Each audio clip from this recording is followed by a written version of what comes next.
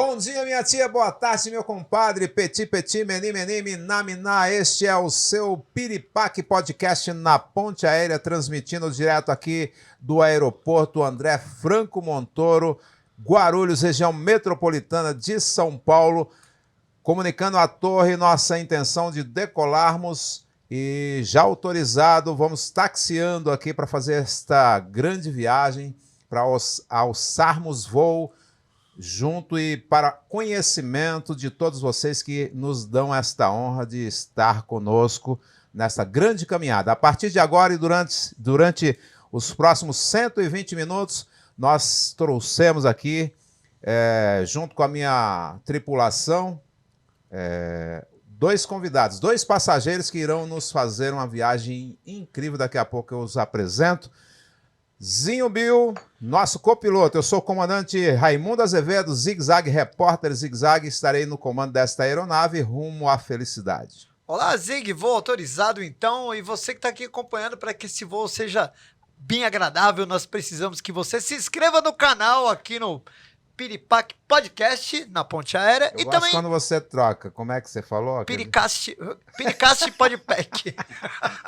É até difícil falar, né? Até para errar você... É difícil. E Mas o certo, então, é Piripaque Podcast no YouTube, no Instagram e também no Facebook. Tem o Cortes do Piripaque, que você encontra, né, alguns temas mais condensados, melhores momentos, etc. Mas então, se inscreva no canal, curta, compartilhe e não esqueça de ativar o sininho aqui para você receber todas as notificações quando tiver vídeo novo, etc, né, Zig? Verdade. E hoje os nossos convidados, os passageiros convidados para este grande voo é Sérgio Santiago. Sérgio Santiago, para suas considerações iniciais, seu salve aí. Salve, salve. Salve, salve. Ouvintes. Estamos aqui para conversar nessa programação que é tão boa. Estamos com o tempo todo bom, céu de brigadeiro, poderemos voar através desses tranquilamente ares. Espero que tenhamos uma boa viagem. Sérgio Santiago, que é um grande tudo, ele é na área de teatro, cinema e enfim, vai nos trazer pérolas sobre a questão, sobre o teatro brasileiro. Ele que é líder do Arlequins de Teatro, autor deste livro Um Sopro de Tempo, né? Um grande dirigente da Cooperativa Paulista de Teatro. Na minha lateral direita, o Sérgio na minha lateral esquerda, não sei porquê, anarquista, graças a Deus. Outro também anarquista, um cara de uma inteligência sobrenatural, Zezinho França. Zezinho França é escritor, diretor teatral, escritor, e também ele gosta que a gente trate ele como mais um escritor, um diretor teatral do que ator. Por que isso, Zezinho? Suas considerações iniciais aí. Olá, pessoal. Eu tenho medo de altura, então eu estou um pouco nervoso. Eu tenho acrofobia. Boa. É um prazer estar aqui com grandes amigos.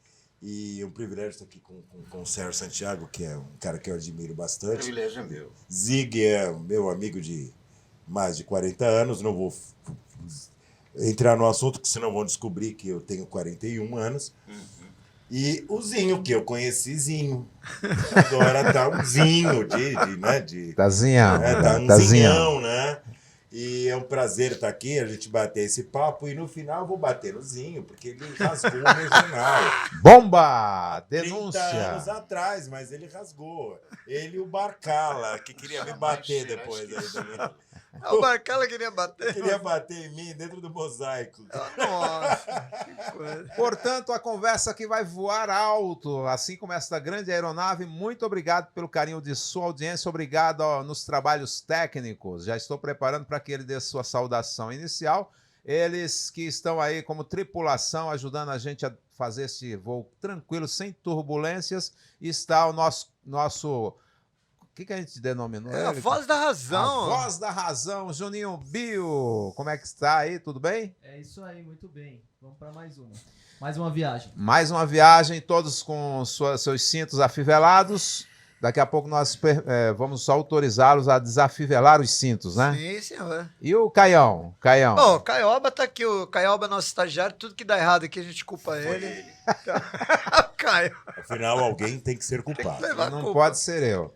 Bom, e aí agora o papo volta-se para cá, sejam bem-vindos e olha, não esqueça o QR Code que deve estar aqui em algum lugar do espaço, para que você também participe e link e faça, se inscrevam. É um atalho que nós temos aí, o QR Code. Não esqueça de mandar sua participação para os próximos episódios, sugestão de pautas, de convidados. Daqui a pouco nós estaremos trazendo um príncipe aqui. Vai ter um príncipe aqui. Nossa, é verdade. Dom Juan. Dom Juan de Marco. Não, é sério, vai vir um cara que é trineto da Princesa Isabel. Princesa Isabel? Daqui a pouco a gente vai informar, é surpresa. Senhores, muito obrigado. Eu não preciso dizer da alegria que é tê-los aqui. O Zezinho é um cara que eu gosto de rolar nas madrugadas, no bom sentido, no conhecimento que decorre dele. Queria que você falasse um pouquinho quem é o Zezinho França, o que ele tem feito ultimamente. Bom, Zezinho França é um sobrevivente, né? Sobrevivente de uma geração que ficou no passado. Mas é uma geração que formou tudo que está aí.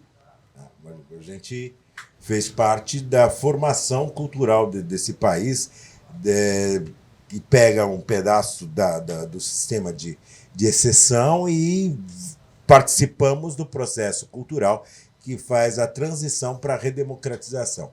E isso não é muito mais do que política, porque a gente viu os dois lados da moeda que eram tristes, né? Nós, como atores, como profissionais de teatro, a gente tinha uma carteirinha da Polícia Federal.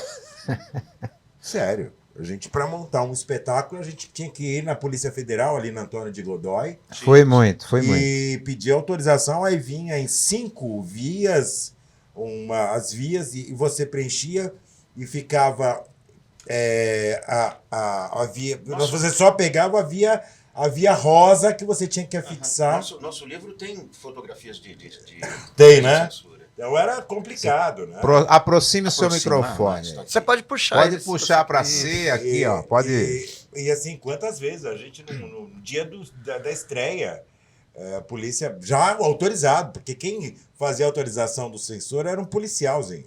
Não era um policialzinho? Era um policialzinho. Um crítico de arte, não era alguém da arte. Não, era um policial que ia lá e sentava e ficava fazendo risco, assim, caneta vermelha. Isso não pode, isso não pode, isso não pode.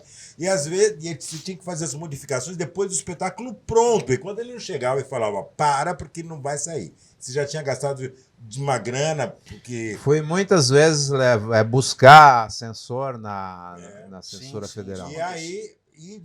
E quando acontecia também, e já aconteceu comigo pelo menos 2 vezes, 3 vezes, aliás, no dia da estreia, a polícia baixar lá, fechar tudo, botar o público para fora e levar o elenco embora preso. Zé, para quem está nos assistindo, estamos falando de que período da história? Anos 70 e começo dos anos 80. Em 1981 aconteceu isso com a gente no espetáculo Gota d'Água, no Rio de Janeiro, no Teatro João Caetano.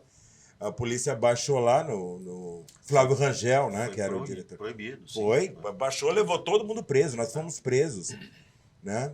Esses e muitos outros assuntos, porque eu quero ouvir aqui na minha lateral esquerda o Sérgio Santiago. Fala para quem está em casa, quem viveu é o isso Sérgio, também, né? Que viveu um pouco isso. Pode colocar bem próximo, pode abaixar para você, para baixo, para cima, para o lado.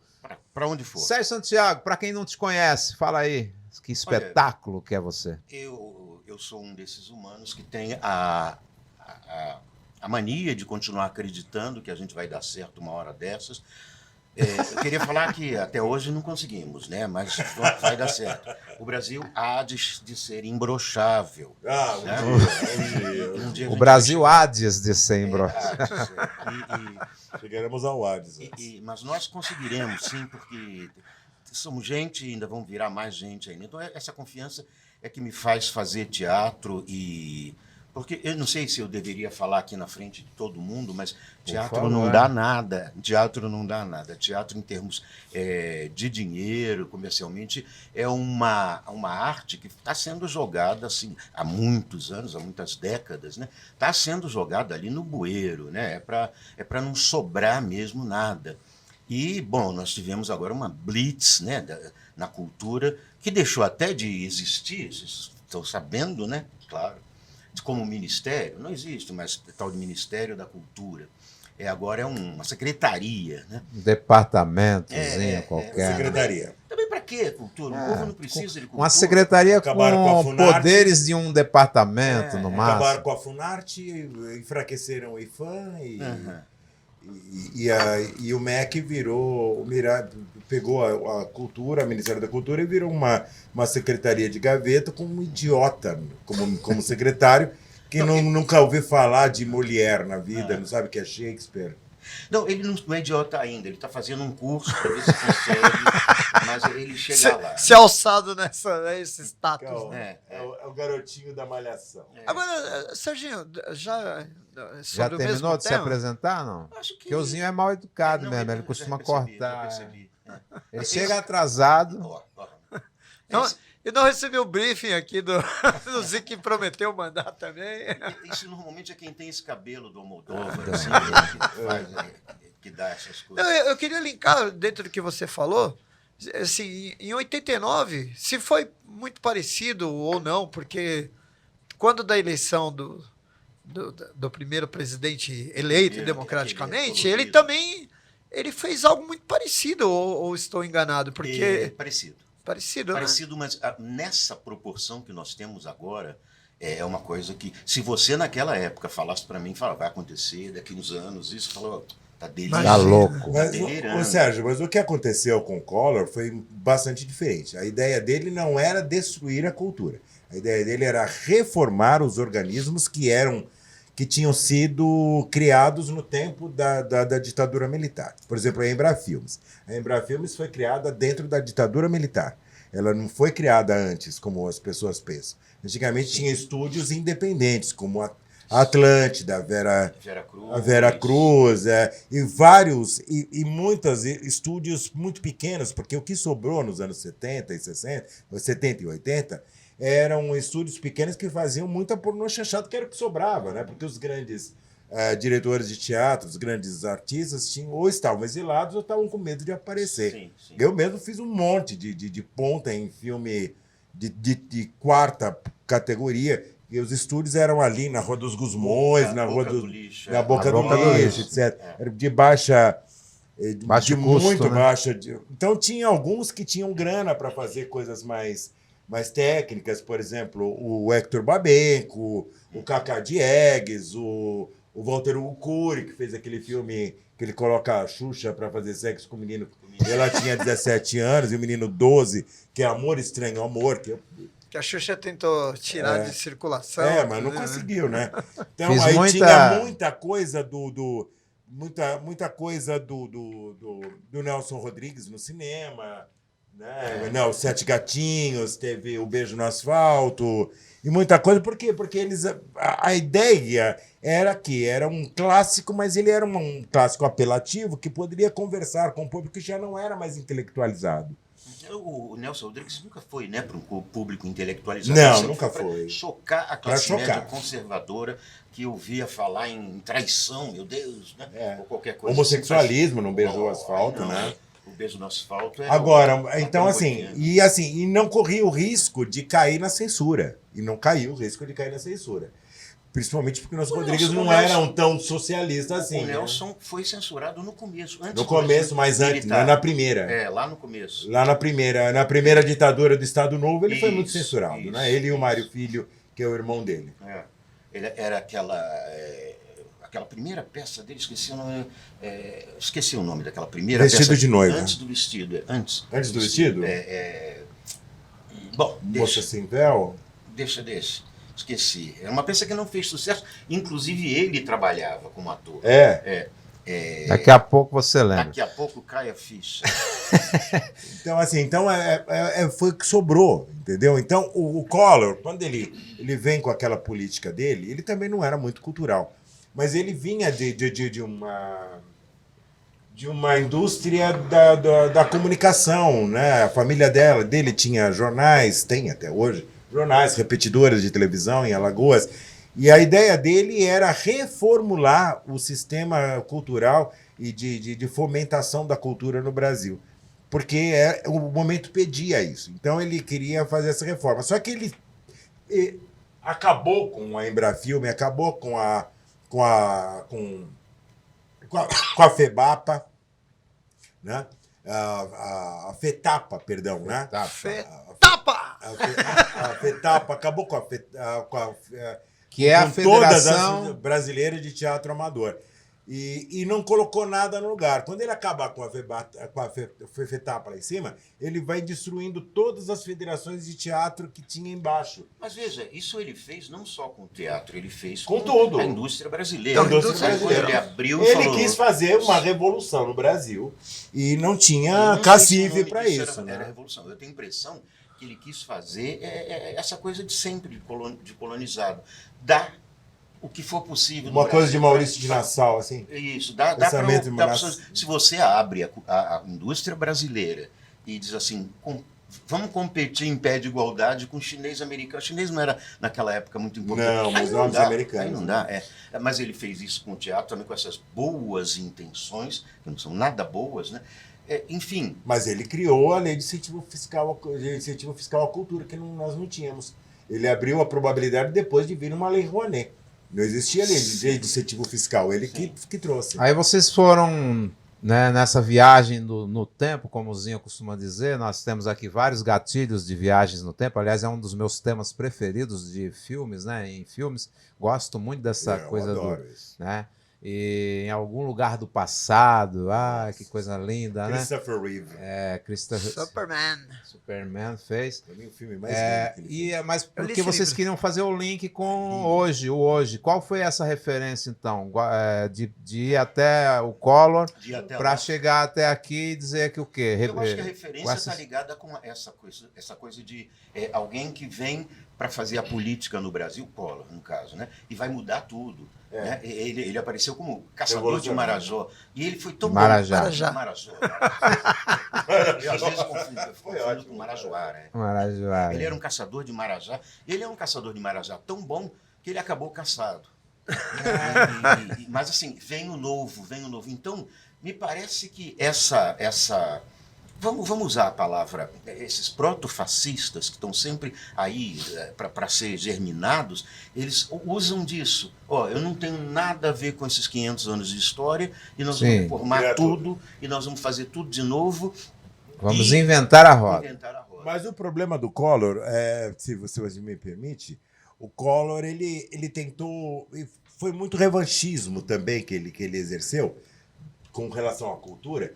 Porque na campanha dele, eu não sei se você lembra, ele só teve 2 apoios. Então, eu lembro disso. Foi a Fafá de Belém e a Elba Ramalho. Marília Pera. Marília Pera, ela só fez um comentário, na verdade. E tomou pau. Que depois ela tomou pau. E tinha uma mocinha que tinha muito medo, mas muito medo. É a Paloma Duarte. Era Regina Duarte. Regina Duarte. Que chegou a ser secretária. A Paloma falou com relação da esperança, a esperança venceu o medo. Vai vencer o medo. Com relação à palavra da Regina Duarte falando que tinha medo da eleição do Lula. Ela chegava na frente às câmeras, nos microfones. Não sei, eu tô com muito medo, sabe? É um medo assim do que pode acontecer se o Brasil cair na mão dos comunistas. Meu Deus do céu, absurdo, né? E essa coisa eu gostaria de ressaltar essa coisa da emoção. Lidar com o povo é lidar com a emoção, porque o nosso povo não é educado, tem uma educação que não se desenvolve porque a gente não deixa, os órgãos não deixam, e a pouca que tem não pode dar conta da complexidade da história, do que está acontecendo, do colonialismo ao qual estamos submetidos. Então, vamos apelar para a sua emoção, sabe? A sua família, é uma cultura americana, a sua pátria, a sua bandeira. Quer dizer, aí acabam retomando mesmo essas coisas fascistas, né? Fascistas de a pátria acima de tudo. A pátria somos nós. Que pátria acima de tudo? Rui Barbosa. Né? A pátria não é ninguém, são todos, e cada qual tem no seio dela o mesmo direito à ideia, à palavra, à associação. Isso é Rui Barbosa. Mas a esquerda também não usa desse expediente da emoção, de puxar pela emoção? Porque eu lembro que até hoje eu ainda choro, assim, quando eu vejo Sem Medo de Ser Feliz. Porque você é muito emocional. Eu sou ariano, né? Ariano. Nós arianos. Olha, primeiro... Não, minto, assim, brincadeiras à parte, assim, eu acho que também nós buscamos essa memória afetiva, né, do país que nós queríamos que existisse e nunca existiu. Eu sonho, né? Eu sou um sonhador. Porque nós estamos falando de uma nação muito nova. Nós acabamos de comemorar 200 anos de independência. E outra, se você pega a história dos países que se tornaram independentes, o único país que se tornou independente e continuou sendo monarquia foi o Brasil. Monarquia? E outra... assim, foi uma independência que teve algumas revoltas, sim, né, em Pernambuco, tal, mas não teve... Foi uma independência criada institucionalmente pela própria coroa. Foi uma auto-revolução, um auto-golpe, né, vamos colocar dessa maneira. Foi a própria Casa Real que criou uma revolução que levou à independência. Antes que algum aventureiro lance mãos, né? Foi dito pelo pai. Mas eu acho que o resumo da nossa independência tem uma música antiga do Ari Toledo que dizia assim, independência, não me lembro dos detalhes, mas... E aí o Brasil, independente. Naquela época que ele era comedor de Gillette, não sei se vocês lembram. Ninguém aqui é tão velho assim. Eu lembro do comedor de Gillette, que era... Aquela música era, inclusive... Fala no microfone. Que era, inclusive, do Vinícius de Moraes, a música, pô. Era poesia de Vinícius de Moraes. Sambando na praia, andando pra cá. Virgem Santa, que a fome era tanta, que até parecia que mesmo chaçando meu corpo subia, e nem se tivesse querendo a voar. Isso é poesia de Vinícius de Moraes. Grande Vinícius. Zig, esses convidados são muito gostosos, né? Muito gostosos. Vamos embora. Deixa eles falando aí, pô. A presença de vocês é muito... Então, mas assim, e não obstante mas isso, não é uma crítica não, viu? Não é uma crítica não. Obstante tá bacana, isso, dos 200 anos de uma independência incólume, né? Uma independência que nós continuamos independentes da coroa portuguesa, porque principalmente nós tivemos que pagar uma indenização e para isso nós tivemos que nos endividar com os ingleses, ou seja, com a coroa inglesa, e ficamos até os anos 60 pagando essa... Entramos em 4 moratórias dessa dívida da independência. Demoramos 150 anos praticamente para pagar a dívida da independência com os bancos ingleses. E aí você vem para a República, que acontece de modo mais incólume ainda e nojento, porque foi um golpe de Estado. Tiveram que tirar o Marechal Deodoro da cama, que ele estava com ceroulas. Então, contaram uma mentira para ele, que disseram que ele tinha destituído o primeiro-ministro, que era o Barão de Ouro Preto. Contaram uma mentira para ele, que quem substituiu o Barão de Ouro Preto era o maior inimigo dele, o inimigo Figadal, e era mentira, só para... Quem fez isso foi o Quintino Bocaiúva, para forçá-lo, deitado na cama, doente, a proclamar a República. Aí conta a história que ele disse, na cama disse, então diga ao povo que a República está proclamada. E 2 anos depois, ele toma um outro golpe do Floriano Peixoto, que assume genocida, porque... Tem a revolta do Desterro, lá em Santa Catarina. Ele manda matar 374 revoltosos em praça pública e muda o nome da ilha do Desterro para Florianópolis. E absurdamente ainda não tiraram, não trocaram esse nome. É absurdo. Em homenagem ao Floriano? Em homenagem ao maior déspota da história desse país. Ele dá um próprio golpe na própria República, destitui o Floriano Peixoto, assume sem poder assumir, porque a Constituição não permitia que o vice assumisse antes de concluir metade do mandato do presidente. Ele assume, governa. Pouco tempo depois vem um outro golpe em cima do Washington Luiz, que entra um general e um almirante com uma pistola e uma metralhadora e sai com ele preso de lá de dentro, que é o golpe do Estado Novo. Depois, nós temos uma democracia, uma história muito curta de democracia. Uma democracia que começa com ditadura. Com ditadura, e sempre vivemos sob ditadura. Desde dos 200 anos de independência, nós vivemos em democracia plena, pelo menos somente em 15 anos no máximo. Nós não temos cultura de democracia e liberdade plena. E por quê? Nós precisamos ser uma colônia desses grandes países que são os países mais próximos. Nós precisamos ser uma colônia desses países que nos colonizam, né? No momento, os Estados Unidos já substituiu a Inglaterra e França e tal. Mas vocês talvez não vão acreditar, culturalmente principalmente, vocês não vão acreditar se eu disser que nós descobrimos, alguma coisa de uma década atrás, nós descobrimos uma das maiores jazidas de petróleo do mundo, que é o pré-sal, com muita capacidade e tudo mais. Sabe o que nós fizemos com isso? Nós estamos vendendo para eles. Estamos vendendo para eles. E não dá para refinar o petróleo no Brasil, porque nós estamos vendendo as nossas refinadoras. Tinha 13, agora tem 8. Mas é o que os Estados Unidos faz, mas só que com outra modalidade.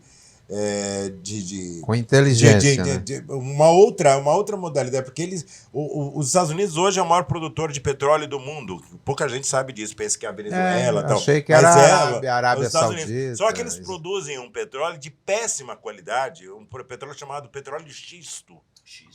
Que ele é muito difícil de refinamento, então ele é muito caro para refinar. Então os Estados Unidos vende ele bruto e importa gasolina. Entendeu? Mas para os Estados Unidos vale a pena. Eles vendem toda a sua produção de xisto para mercados industriais que têm condições de fazer esse refinamento, por exemplo, para o Iraque, para o Kuwait, que tem um grande parque de refinação, de refinamento de petróleo e produção de produtos, de elementos variados da petroquímica. E compram a gasolina já pronta, entendeu? E esse pré-sal estava determinado que era 25% para educação, 75% para saúde, né? E, sabe, a Noruega, um país, né, lá do nórdico, a Noruega ficou com um dos melhores índices de vida depois que descobriu o petróleo lá no Mar do Norte. Eles venderam? Não. Eles venderam as suas empresas? Não. Eles puxam, refinam e usa isso para o próprio Estado norueguês, né? Mas os outros países são submetidos a, como é que chama isso? A maldição do petróleo. Sabe qual é a maldição do petróleo, né? É que os outros querem. Os Estados Unidos querem. Essa é uma maldição muito grande, né? E, bom, veja o que aconteceu na Venezuela, né? Um país que tem tudo para ser, que tem muito petróleo e, sabe, bloqueado e não pode acontecer nada e tal. Porque virou monocultura. Todo o Oriente Médio, ele vive sobre a monocultura do petróleo, e isso é muito ruim. Os Estados... porque o sistema no século XVI e para 17 até que deu todo o fomento de sustentação da cultura do escravagismo, ele é muito parecido com isso, que era chamado do plantation, né? Era um sistema em que a produção era feita para exportação exclusivamente. E os Estados Unidos começou com isso, com seus escravos, com o seu sistema escravagista, principalmente com o algodão. E o Brasil fazia isso com o café e com o açúcar. Né? E os Estados Unidos percebeu logo cedo, e que acabou construindo a sua independência, depois de 1776, que não dava para você continuar com o sistema de plantation. E o Brasil demorou muito mais tempo, entendeu? E para isso nós temos que saudar um grande monarca, que é o Dom Pedro II, um cara que o nome dele era Pedro de Alcântara, João Carlos, Leopoldo Salvador Bibiano, Francisco Xavier de Paula, Leocádio Miguel Gabriel Rafael Gonzaga. Esse era o nome do Pedro II. Como eles chamavam ele na rua.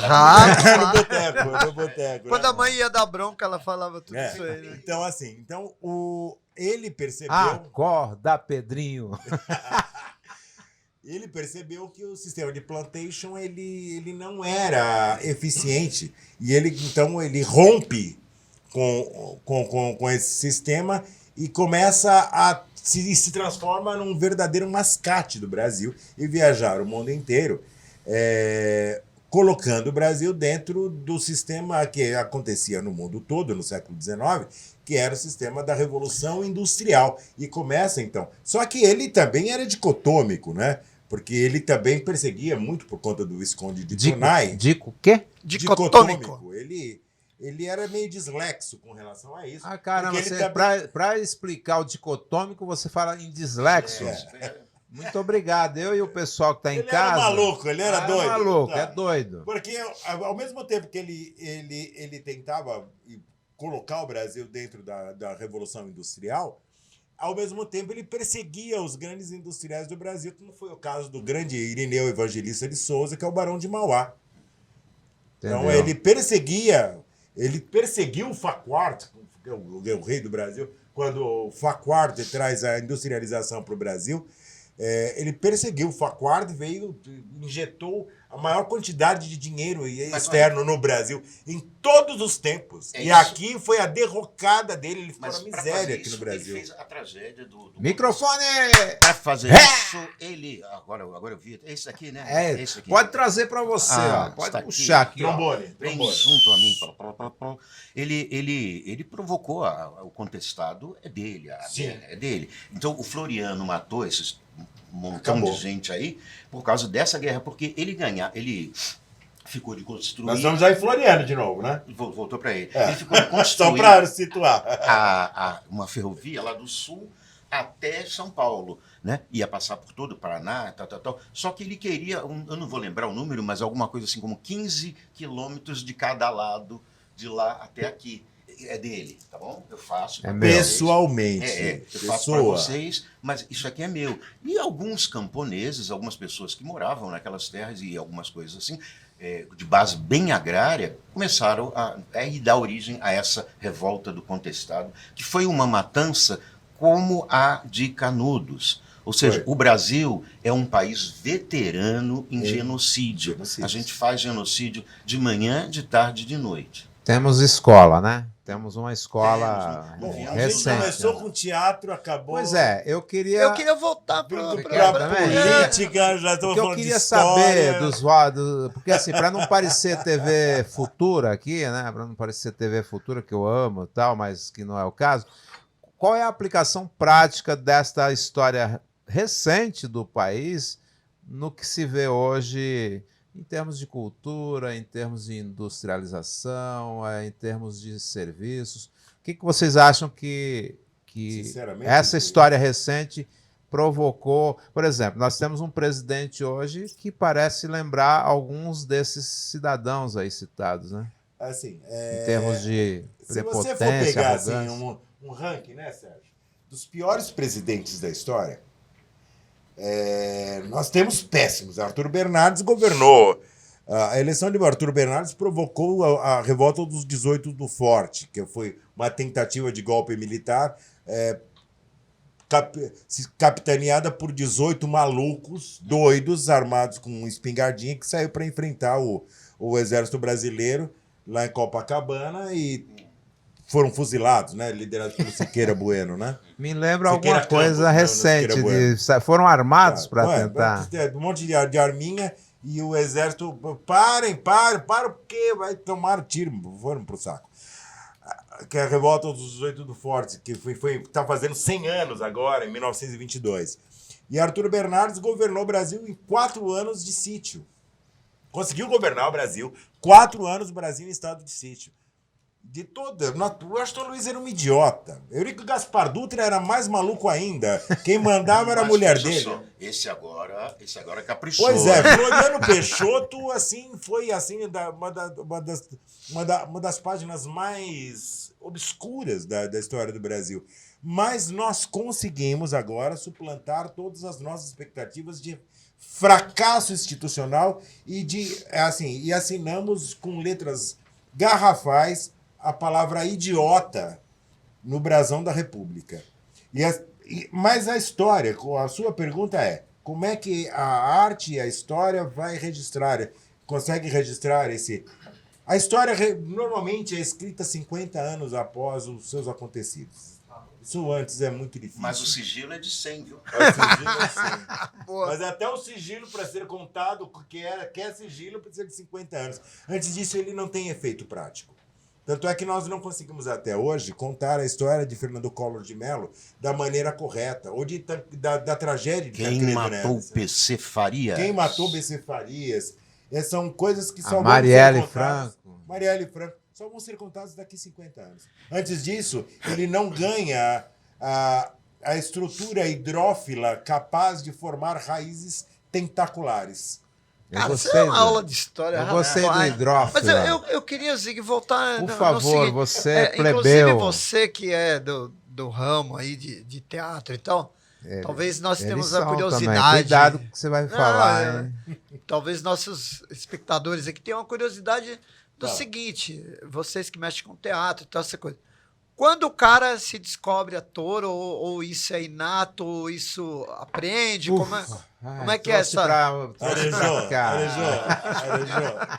Eu acho que isso acontece no palco, eu tenho a impressão. A pessoa vai lá, às vezes faz uma bobagemzinha, né, que é grande para ele, tal.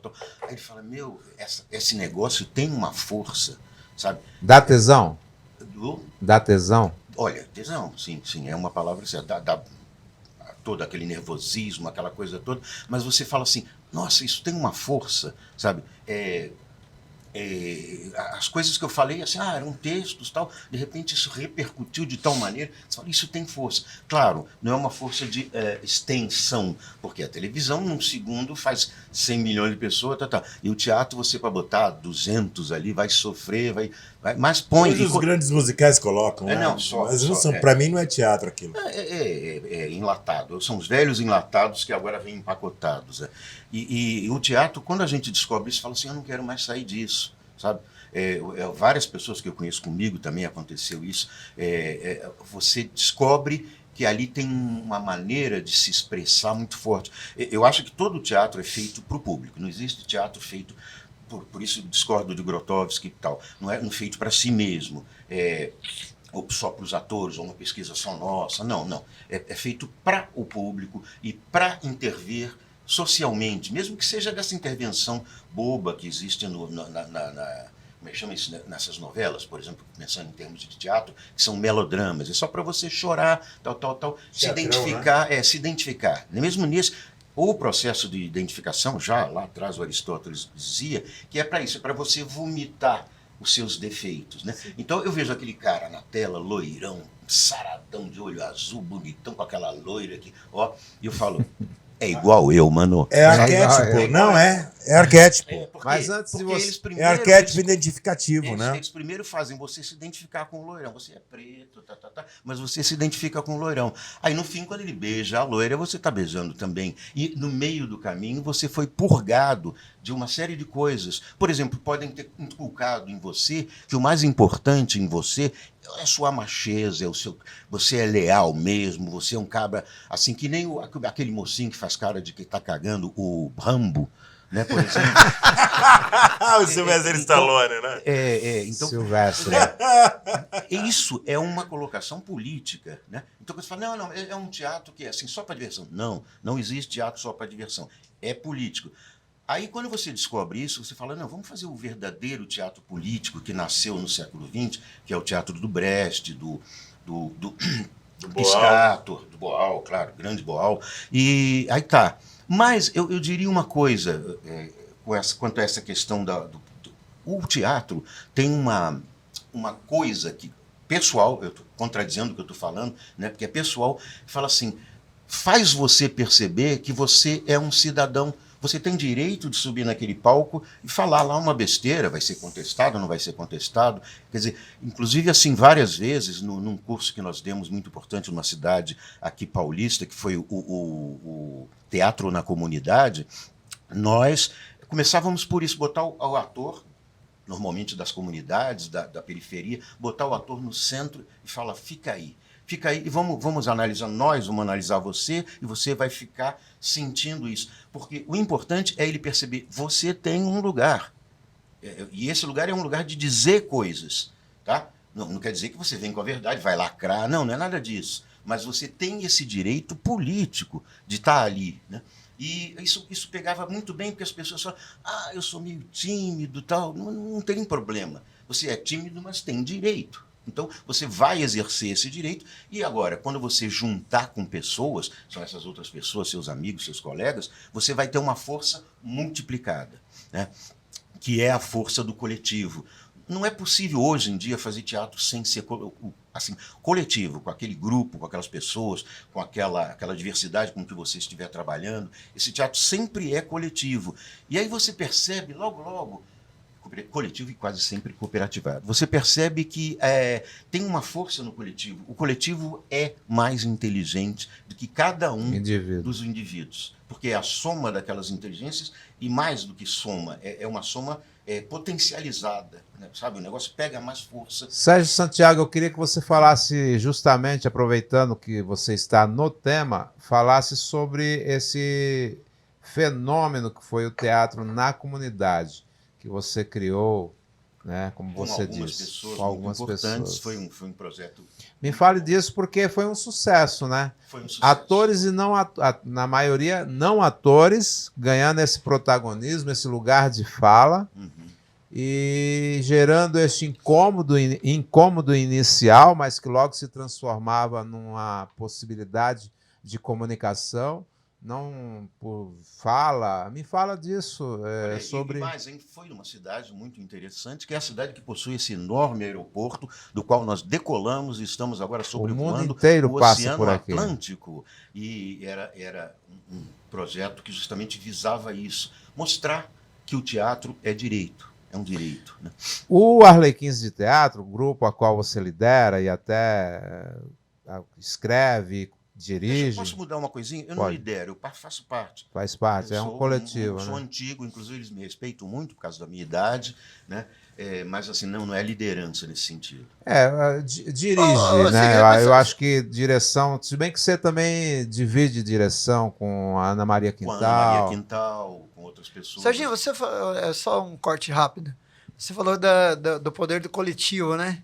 Eu tô vendo vocês tão inteligentes. Significa que eu e o Zig também estamos mais aculturados nesse momento aqui? Claro. Ser humano, mesmo quando saía para caçar mamute, assim, você não caça mamute. Mamute dá um... Mas a gente juntava o pessoal, Mas esse é muito mais antigo, né? Isso é bem antigo. As comunidades, por exemplo... Depois que eu quero que você volte com o teatro na comunidade. Pois não. Assim, Põe o microfone mais perto. Você deu um exemplo muito grande, essa questão da caça. Nunca houve. Desde que o ser humano ele é considerado diferenciado dos outros primatas, que é o momento em que ele se transforma em Homo sapiens moderno arcaico, né?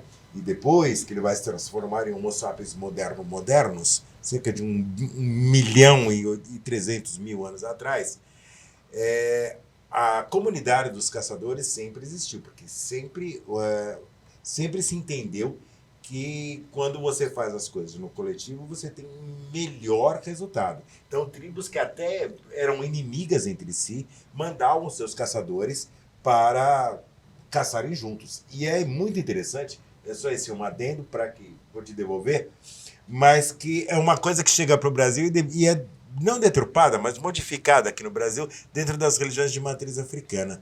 Na África, as tribos mandavam, então, seus caçadores para a temporada de caça, e essa comunidade de caçadores era chamada de Oxóssi, ou seja, Oxóssi. Oxóssi não é uma divindade, nem uma entidade, era um conjunto de caçadores. Só que quando chega na senzala, aqui na senzala, o conjunto de caçadores diferenciados de cada tribo estavam congregados dentro de uma mesma senzala, dentro de uma mesma comunidade, e não havia tempo de cultuá-los separadamente. Então você tinha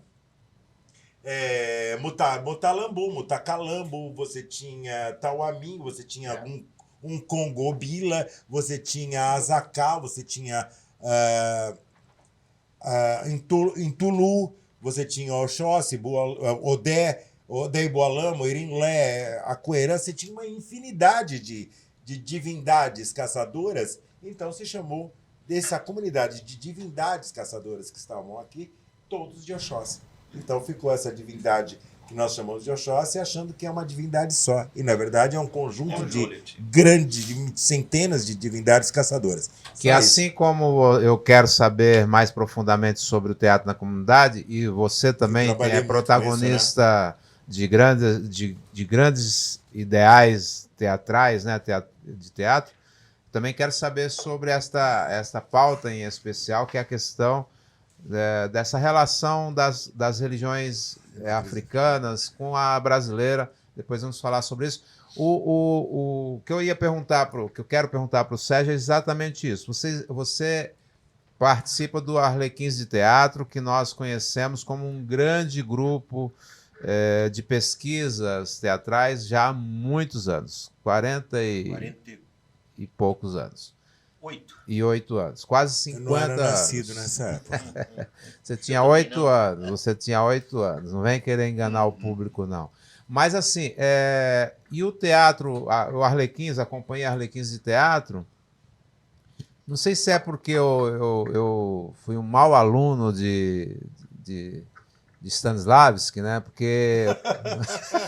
Como é que alguém pode ser mau aluno em Stanislavski?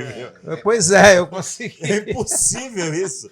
Eu consegui, porque o Greenhalgh, que era um grande amigo da gente, entregou para mim uma vez um texto chamado Sinfonia do Coisa Ruim. E entregou, Raimundinho, eu estava pensando em que você gravasse... O sotaque era mais puxado. Era mais, né? Faz então.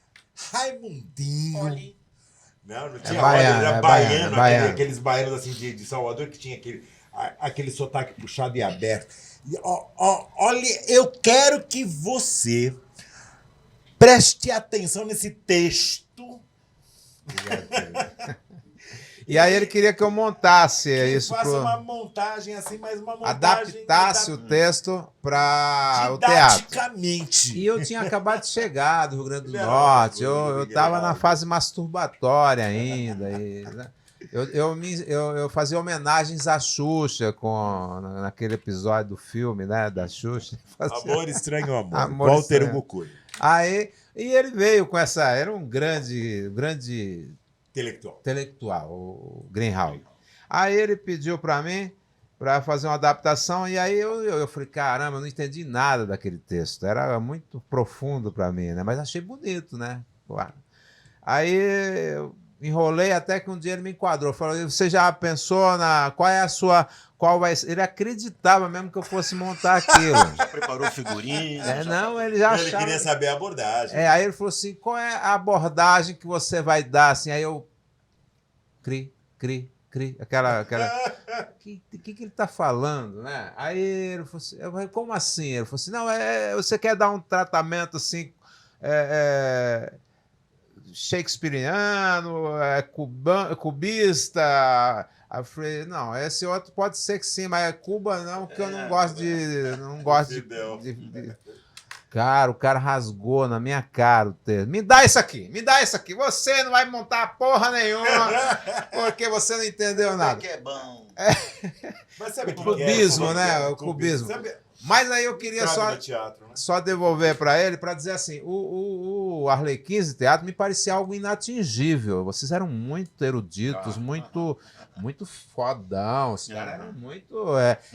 Era Globo da época. Era Globo da época. Teatro Oficina. Era o cara, os caras que eu admirava. E eles eram os Beatles, né? E os Rolling Stones juntos. E eu ficava assim... Só apresentava se tivesse toalha. 150 toalhas de rosto, 30 de banho. Maracujá. Mas eu digo isso, brincadeiras à parte, para dizer que vocês eram de um núcleo de pesquisas muito sérios. E era quase impossível acessá-los, né? E não, a não ser assistindo. É uma crítica que eu demorei 50 anos para falar isso, tá? E aí, hoje... Vem falar logo na cara, que é para subir a audiência. Dá espaço para cortes aí, hein? Mas aí vocês, de repente, 50 anos depois, me aparecem com uma proposta que, para mim, é muito revolucionária, porque ela diz assim, todos podem pertencer a isso, a esse orgasmo coletivo. Eu sei que eu dei uma volta, mas é para dizer Mas é isso, é a descoberta. Eu acho que tinha alguma coisa Vocês preconceituosa mudaram? sua maneira de ver o Arlequim. O Arlequim sempre foi aberto. Aliás, E por que vocês não me recebiam? Já não foi muito aberto. Não foi. Porrada! Olha, microfone, para valorizar. Não foi. O Arlequins era como eu falei agora, Metidos. o Arlequins sempre foi meio teatro-oficina. Vocês não percebiam porque era uma nova roupagem, uma nova linguagem teatral, que eu falei agora há pouco, porque o teatro era uma coisa muito mais mambemba, uma coisa mais aberta. Entretanto, o Arlequins ele trouxe uma proposta de estudo teatral. E não só, o Macunaíma também trouxe isso, o próprio Espaço Brincante do Greguinho, da onde eu era muito mais ligado. Mas esses espaços de estudos eram um pouco inacessíveis, a não ser a nós que nos propunhamos ao estudo científico do teatro, entendeu? Então, vocês podem achar que vocês eram acessíveis, mas para nós, artistas de teatro, era muito avançada, que não estávamos inseridos nesse contexto, não era. Por eu não entender, eu não me sentia. Talvez a culpa não fosse de vocês. Mas por eu não entender, eu não me sentia a gente adorava e admirava bastante. Eu falava... Né? O Arlequins, ele sempre...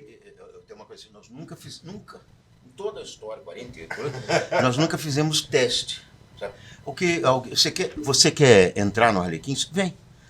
A gente costuma dizer assim, foi uma atriz que entrou assim também, que agora já saiu, porque foi para Ilha Solteira. Mas quem era louco de entrar? Vocês eram deuses demais. Assim, o negócio não é entrar, o negócio é ficar. Porque as pessoas normalmente pensavam o teatro de uma outra maneira. A gente queria aquela linha. Essa linha de...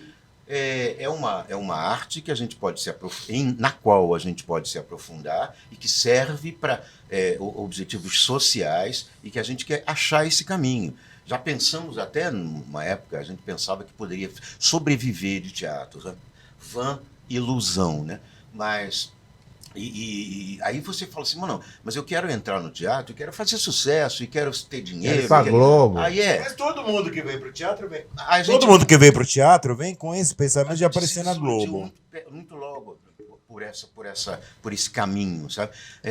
Vamos aprender teatro. Foi aí que a gente montou Shakespeare, montou Ibsen, montou Nelson Rodrigues, o detestável Nelson Rodrigues, que sempre foi muito reacionário, como ele mesmo dizia, né? Mas que é uma marcenaria muito boa de teatro. A gente aprende a escrever com ele, mas é claro, as ideias dele são para... Né?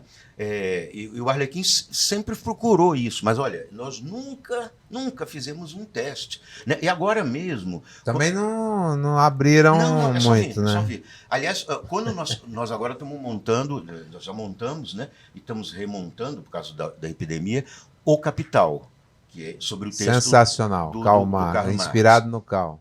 Quando eu e Ana Maria, quando nós escrevemos, o livro foi escrito pelo rapaz lá, o Marx, mas quando nós escrevemos o roteiro e começamos a procurar, nós começamos a ensaiar em Guarulhos. Sabe onde a gente ensaiava? Ali no Greguinho, em cima. Ali o espaço da Barbosa? Da Ruth. Né? O espaço dela, ela gentilmente nos ofereceu, mostrando essa coisa de solidariedade que existe, que é importante ser cultivada para a cultura, e começamos e falamos... Olha, dificilmente alguém vai vir para cá. A gente pode ir para São Paulo ensaiar, mas o pessoal normalmente não vem. O pessoal de São Paulo não vem ensaiar em Guarulhos. Aí começamos a fazer toda uma divulgação em Guarulhos para chegar quem viesse. Pois nós não fechamos o elenco em Guarulhos. Tá? Entrou um, entrou outro.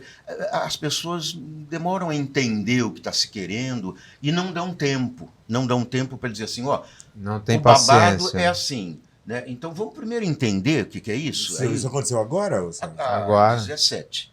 Mas não, mas isso aconteceria porque o Teatro de Guarulhos ele sofreu uma dissipação ideológica aqui dentro que foi natural. Nos anos 80, quando eu fui, por exemplo, o presidente da Federação Guarulhense de Teatro, A Feguatama.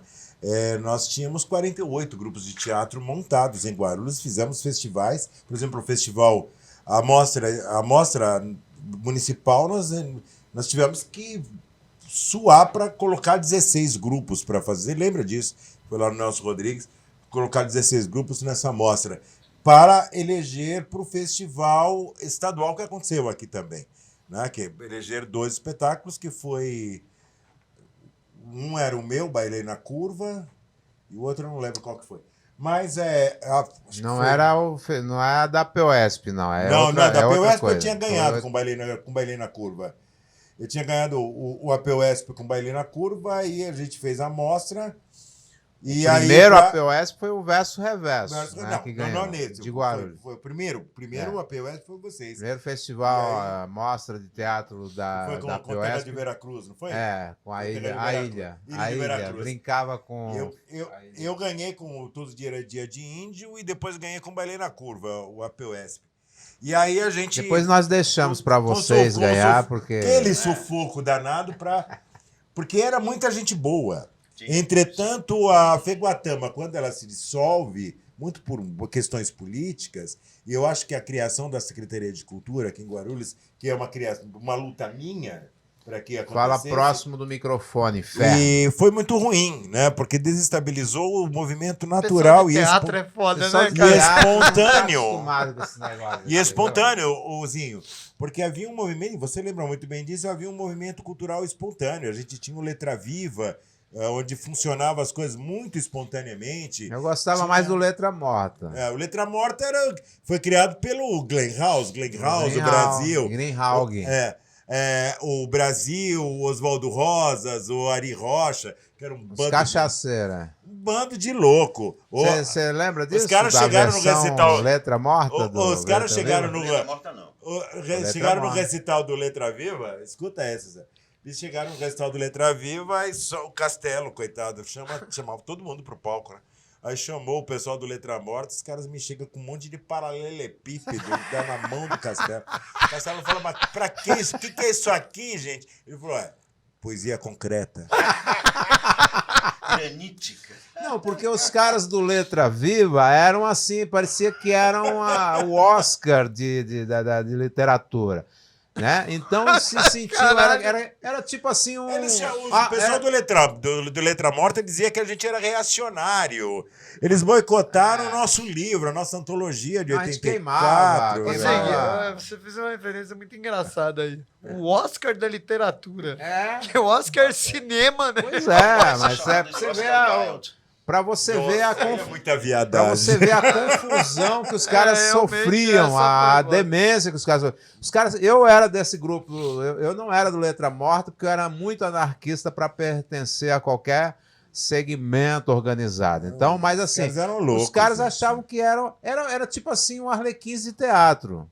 Achavam que eram os caras. Assim, você veio com uma provocação que é muito legal com relação ao Arlequins, e é muito interessante a gente falar sobre... Eles não sabiam que eles passavam essa imagem. É legal a gente ter feito essa provocação, inclusive pra... Eu quero sangue aqui. Eu vou ficar... A audiência tá muito baixa. Com medo de sair na rua. Não, assim, pra você levar esse debate pra lá.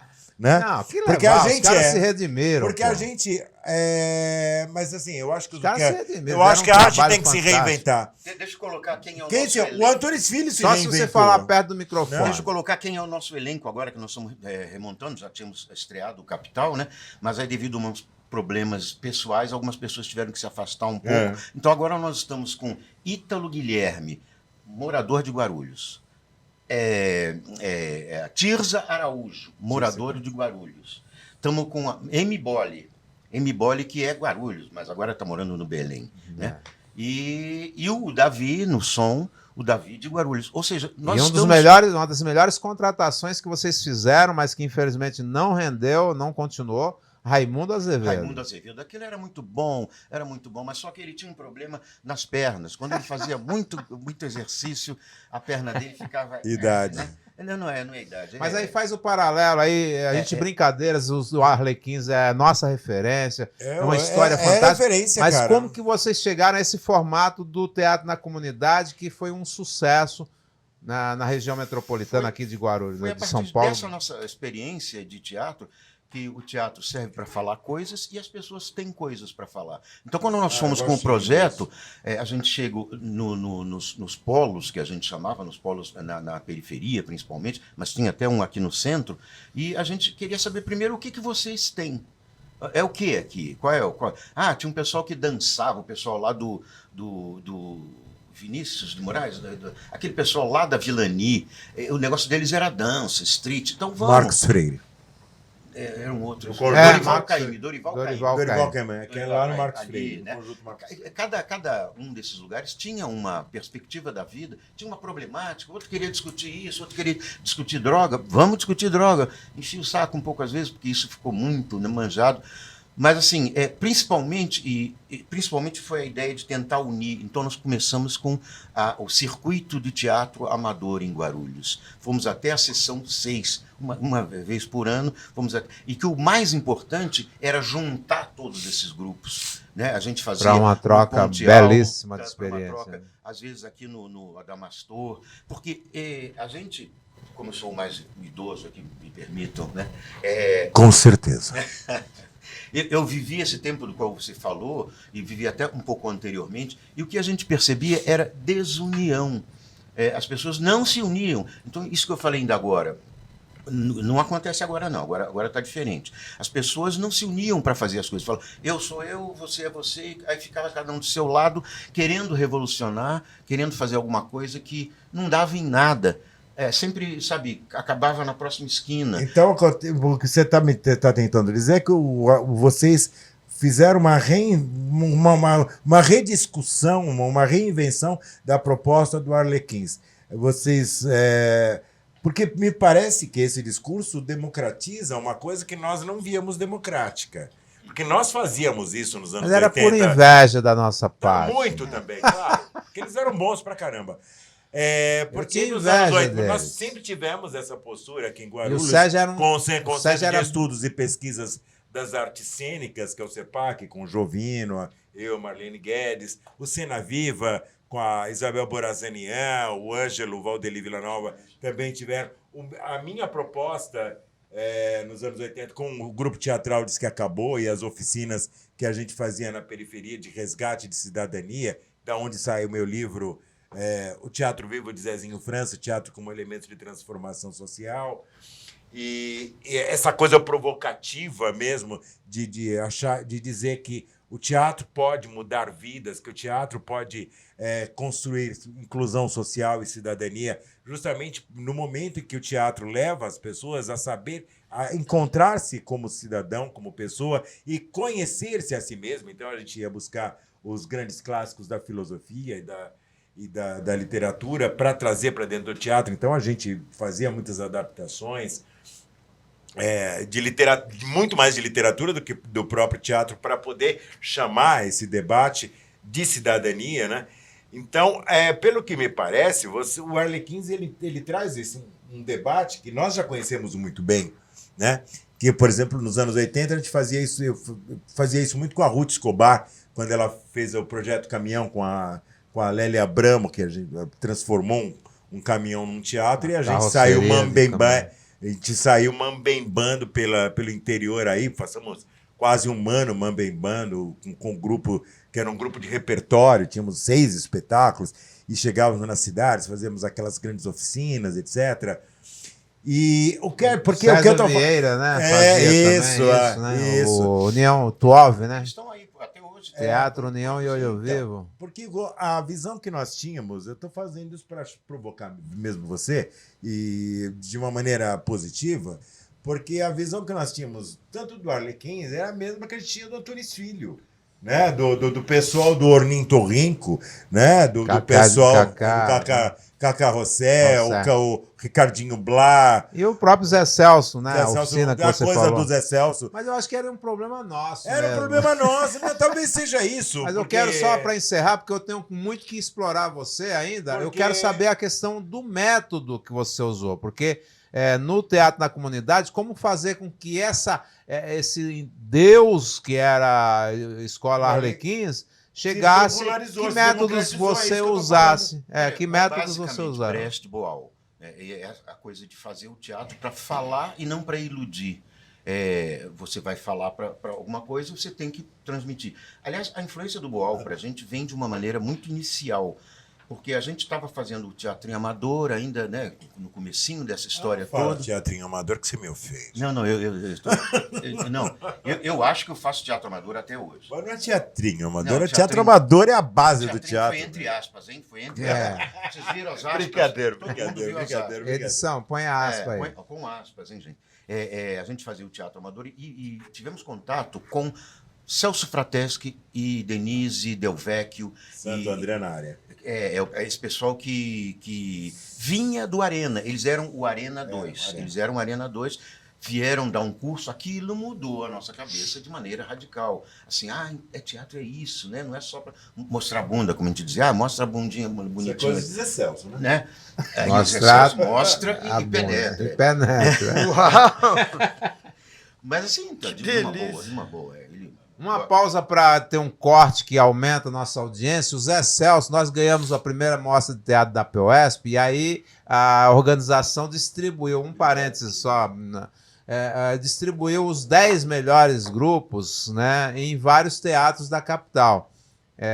E aí, ou da Grande São Paulo. E aí foi colocado de 2 em 2, um em cada teatro. Mas nós estamos falando... Eu, como diretor, porque aí eu cresci, né? O Greenhalgh me deu uma lição. Falou, vai aprender a porra do teatro. Aí eu li um pouquinho. Não li o Stanislavski porque ele queria que eu, pra chorar, visse minha mãe morta, imaginasse minha mãe morta. E, cara, Bom, aí Teve um ator que chegou a matar a mãe. Chegou a matar a própria mãe para chorar em cena, né? Não era isso que o Stanislavski quis dizer. Mas aí fomos parar, só para resumir, nós, o grupo Verso Reverso, um bando de molecada lá do Érico Veríssimo, da escola Érico Veríssimo. Professor bacana. Bacana, saiu muitas vezes um pedaço de pau atrás da gente, querendo Margarida que defendia vocês. Querendo me bater em mim, não sei porquê. Mas aí fomos parar numa oficina, foi distribuído o Verso Reverso, com a Ilha de Vera Cruz, Fernando Moraes, né? O livro, não? Fernando Moraes era A Ilha. A Ilha. Não, a gente quis imitar, coisa de moleque mesmo. A Ilha, para parecer que tá falando de Cuba, né? Da ilha. E aí colocar de Vera Cruz, que era nossa. Fomos parar, o Verso Reverso e o Ivamba, a influência dos ventos alísios na menstruação da borboleta azul. Fomos parar lá no teatro. Aonde? Teatro Oficina. E aí, rapaz, você falou o negócio de mostrar a bunda e outras coisas, e penetrar a bunda, o que era uma loucura aquilo lá. Um bando de jovens. Porque né? Os dois ídolos ali, quem mandava ali era o Zé Celso e o Luiz Antônio, né? Que era o irmão do Zé Celso. E a gente lá. E eles logo passaram a condução do Usina Uzona para nós. Gostamos da energia de vocês, fica aí, ó, o teatro é de vocês. E ficamos lá em trabalho de autogestão por 8 meses. Eu acho que foi nesse ano que a gente eu fui com o grupo Masturbotoro, que a dita é dura, que a gente foi com esse Incidente Antares. E aí, o meu querido Sérgio Santiago, do Arlequins de Teatro, nós ficávamos lá, os caras... A gente ocupou o Teatro Oficina. E aí, as noites eram terríveis. Se manter virgem naquele lugar. Você estava dormindo embaixo do palco, daqui a pouco, algo que tentava te penetrar ali. Eu falei, que porra é essa? Aí saía correndo, a molecada correndo, tudo maior de idade, viu, gente? Já prescreveu, mas é tudo maior de idade. Mas era uma loucura. O problema era quando alguém gritava, acabou a vaselina. Acabou! Essa coisa da droga, Tinha do um carro sexo, lá que vai buscar. sempre foi uma coisa presente no teatro, não? Olha, o teatro uma Fala mais perto, por favor. O teatro é uma fala de libertação, né? E claro que existe muita hipocrisia quanto a essa questão das drogas. Droga não faz bem, não. As pessoas precisam tomar cuidado com café, até com café, com álcool, né? Mas, em geral, o pessoal é histérico, né? Quanto a essa coisa. Vamos lembrar dos Estados Unidos. Existe histeria, no né? tempo da lei seca, não pode beber um. Meu, o que é isso, né? Então existe uma histeria muito ligada ao conservadorismo e que o pessoal de teatro, o pessoal não só de teatro, mas, sabe, acho que pessoas que pensam um pouco, falam, olha, não estou submetido a essas leis, né? Apesar de que a lei de vez em quando vem e mostra a sua mão pesada, né? Mas, assim, o importante não é essa liberação, o importante é a liberação da cabeça, é você poder pensar por si mesmo, e não é pensar por si mesmo de uma maneira romântica, não, assim, é original, não, é pensar por si mesmo na condição em que você está, com o seu grupo, com as pessoas com as quais você convive, né?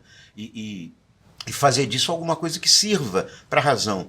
O ser humano é emoção, o ser humano é razão, o ser humano é intuição, o ser humano é sensação, e essas coisas coabitam, né, num corpinho que Deus nos deu.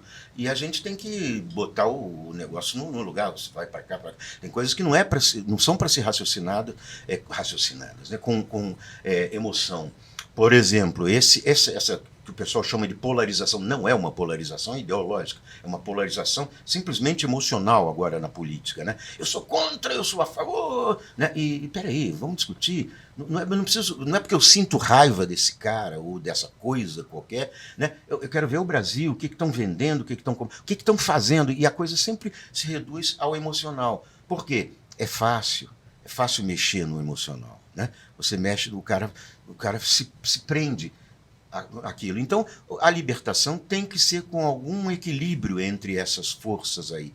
A gente sempre procura, isso não é o teatro, é qualquer ser humano que queira se achar nesse mundo, onde é que eu estou, que parte da galáxia que eu me encontro aqui, ele tem que pensar com os pares, com as pessoas, e tem que tomar contato com toda a cultura humana. Eu não nasci e fiz a minha língua. Não, eu falo uma língua que já existe, uma língua belíssima, que é a língua portuguesa, e essa língua me foi dada. Ela é transformada, está sendo transformada o tempo todo, mas a gente usa isso, porque nós somos sociais, né? Olha, eu estou vestindo várias roupas aqui, chiquérrimas, mas, assim, em geral, não fiz nenhuma delas, sabe? Eu compro, assim... Vou lá, né? Porque alguém faz, eu faço outra coisa, as pessoas usam essa outra coisa. Nós vivemos em sociedade. Quando a gente nega isso, e veja, a negação disso está em todos os lugares, porque querem convencer cada um de nós de que nós somos indivíduos. Sim. Imbrocháveis. Isso, afora o imbrochável. Serginho, a sobrevivência ou manutenção do teatro está nessa coisa da comunidade? Por que é tão difícil levar o povo assim para o teatro? Porque, olha, foi Walter Benjamin que fala isso da como é que chama isso? Industrialização da arte, sabe? A partir que a arte, assim, se você fizer uma peça, vai ter um espetáculo, você vai ter aquele trabalho todo, ator, aquela coisa toda, montagem, né? Aí você vai apresentar para aqueles 100. Se você fizer um filme com isso, você vai apresentar para 100 mil. Né? E um filme é um pouco mais caro e tudo mais. A televisão, então, veio até para quebrar o filme. Assim, eu vou ficar em casa coçando o saco e assistindo como é que chama aí, esse cara aí que fala engraçado, não sei o que e tal. Fico lá assistindo aquele cara. E aí se convencem de que, e sabe, isso é o que você necessita. Quando mais valia, me desculpem a expressão, mais valia você estar num teatro, mesmo vendo uma coisa que às vezes não foi feita com toda a precisão da indústria, né? Não é um objeto industrial, mas que fala dos meus problemas, aqui, ó, dessa vila que a gente mora, desse pessoal. Por isso que o teatro nunca vai acabar, ele é coletivo, mas ele tem uma dificuldade de se tornar mercadoria. Entendeu? É uma mercadoria que é um preço muito caro para ser construída. Há uma dificuldade para chegar a isso. E quando se chega, fala assim, olha, não vale o retorno não vale. Não assim, vale. O retorno financeiro, o retorno comercial. Né? Então, por isso que eu falo, justamente quem por está na isso. comunidade, então, porque você falou Sim, que as experiências sim, são sim, muito está na comunidade. ricas, né? O que acontece é o seguinte. O grande ataque que aconteceu ao teatro, principalmente ao teatro amador, foi justamente para poder elitizar o teatro de uma maneira que ele fosse uma indústria rentável e elitizada, ou seja, pouquíssimas pessoas poderem ter acesso, que destruíram, então, tudo que a gente já fazia nos anos 70, 80, quando o teatro amador ele tinha muito sucesso. O teatro amador ele não tem a competência de formar atores ou grandes agentes de teatro. O teatro amador, a grande competência do teatro amador é formar público para o teatro. E é o público de teatro que vai imortalizar a própria arte. Mas tem uma coisa... Então, o teatro amador ele vai para a periferia e fomenta a periferia, transforma aquelas pessoas que ali estão, primeiro em espectadores. Não, primeiro em agentes culturais e depois, esses agentes culturais vai formar em torno de si público. Por quê? Porque o que eles produzirem é acessível. Então, pessoas que nunca entraram no teatro na vida vai ter contato com teatro. É amador, e teatro amador não significa teatro de menos qualidade. Menos qualidade. Fizemos grandes espetáculos em teatro amador. Grandes espetáculos, você não tem ideia. Porque os próprios profissionais vinham beber da fonte do teatro amador. Então, assim, o teatro amador ele fomentava ao ponto de criar público. Essas pessoas passavam a ser público de espetáculos teatrais. Quando eles destroem esse processo aqui, no começo dos anos 90, eles pegam aquilo que chamamos de teatro, fecham dentro de uma célula industrial e transformam uma coisa elitista, a tal ponto que você não tiver. Você tem que vender um rim para assistir um espetáculo teatral hoje.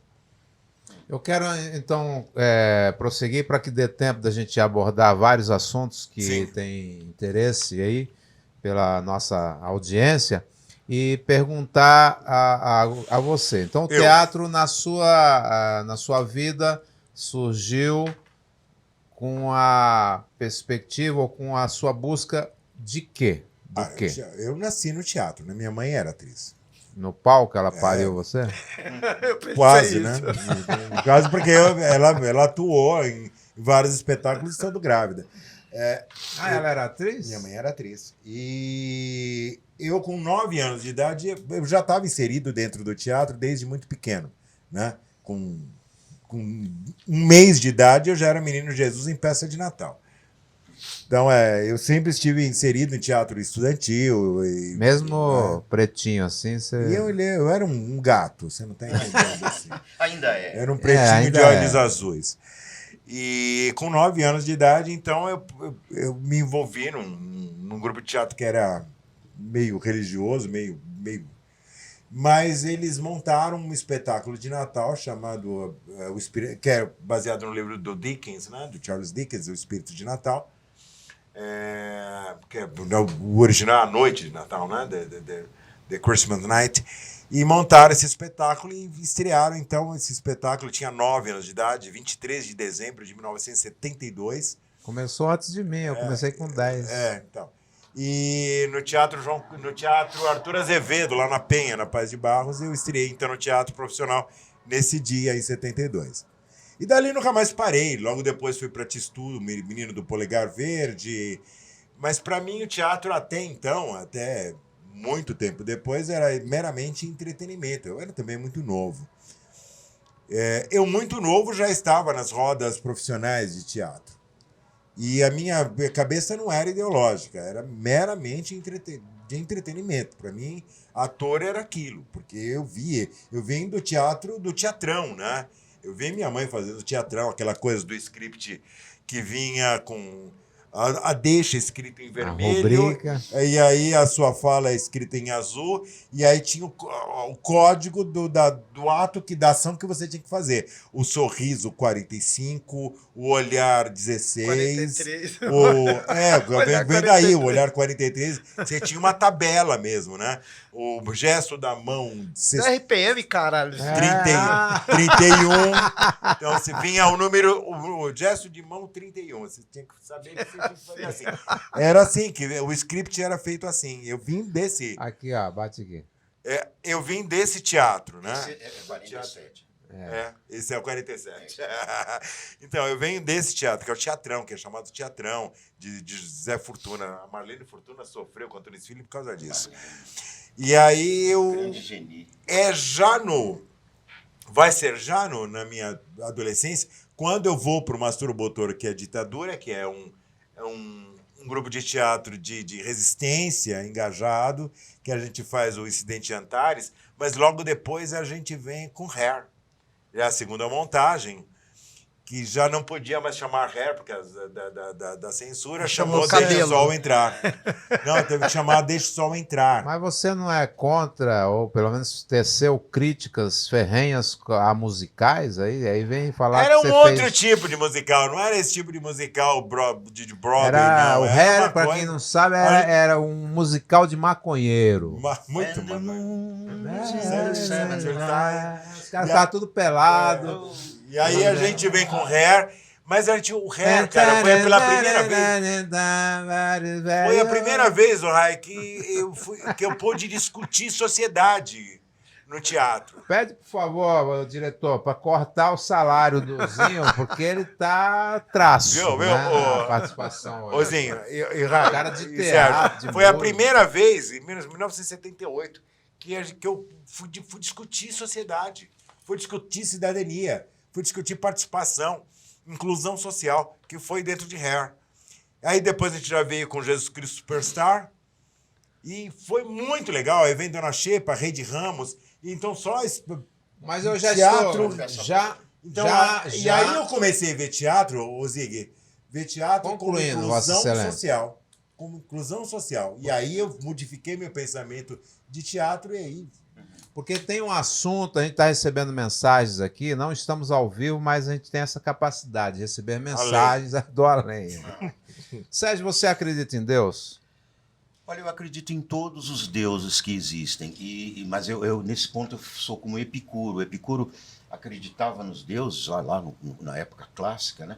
Em todos eles, mas ele dizia, eles não se metem na nossa vida. Então os deuses vivem nos interstícios da sociedade. Estão ali, fazendo aquelas... Gostei disso. Nos o quê? Interstícios da sociedade. Ele dizia, comamos e bebamos porque amanhã morreremos. Essa é a grande frase Mas assim, de eles Epicuro. não se metem na nossa vida. Não gostam.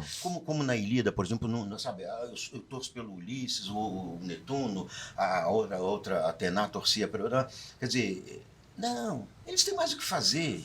Todos os deuses que nós criamos, e são muitos. São muitos. Cultura do Valdenir, demiurgo, né? A cultura do demiurgo. Valdenir, você acredita em Deus? Cara, acredita no universo. Fala no microfone que você é... Tô aqui, ó, no microfone aqui. Não, mas você é mais Acredito perto. no universo. No Universo. Respostazinha Nesse universo. do Não, esse caralho universo que também, né? compõe essa constelação de deuses aí. Como diria o grande filósofo Rock Raccoon, que respostinha. Fubenga, né? Respostinha fubenga. Mas eu Você citei- acredita em Deus? Eu mas sou assim... Acredito. Que respostinha, hein? Eu perguntei isso porque ontem estávamos em uma reunião Com Deus? com Deus. Não, e foi acusado, e o cidadão ali foi acusado de ser o próprio Deus. Legenda, hein? Cortes, legendas do corte. Zezinho França Se é o acha- próprio Deus. Eu sou Deus. Foi acusado ontem por... E você também é. Todos somos. E todos Mas aí, somos. brincadeiras à parte, eu queria saber isso. Todos Você, somos. como é que você é chamado na sua religião? Sou chamado... dentro... Ih, Vieram gaguejei. 10 nações diferentes. Respostinha, Gaguejei. Temos 13 Que nações diferentes. respostinha, Eu hein? posso ser tanto chamado de Baba Lorixá, Babá Pai, Lorixá, aquele que cuida de orixá, como eu posso ser chamado de Tata Rienquice. Tata, pai antigo, Rienquice, aquele que cuida de Inquice na cultura Bantu, Congo-Angola. Quem é Inquice? Inquice são as divindades da natureza. As divindades da natureza consignadas para que nós tenhamos acesso a elas. Você é de que religião? Eu sou de religião de matriz africana, que no Brasil é chamada maravilhosamente de candomblé. Ok, você tem, que eu contei ali, 7, 8 livros sensacionais. Você consegue lembrar dos títulos de todos? Sim. Eu já tinha Qual feito foi Candomblé e a Bíblia, o primeiro? de 94. Candomblé e a Bíblia, que eu faço comparativo da Bíblia e o Candomblé, e coloco a Bíblia no Candomblé e o Candomblé dentro da Bíblia e provo um no outro, né?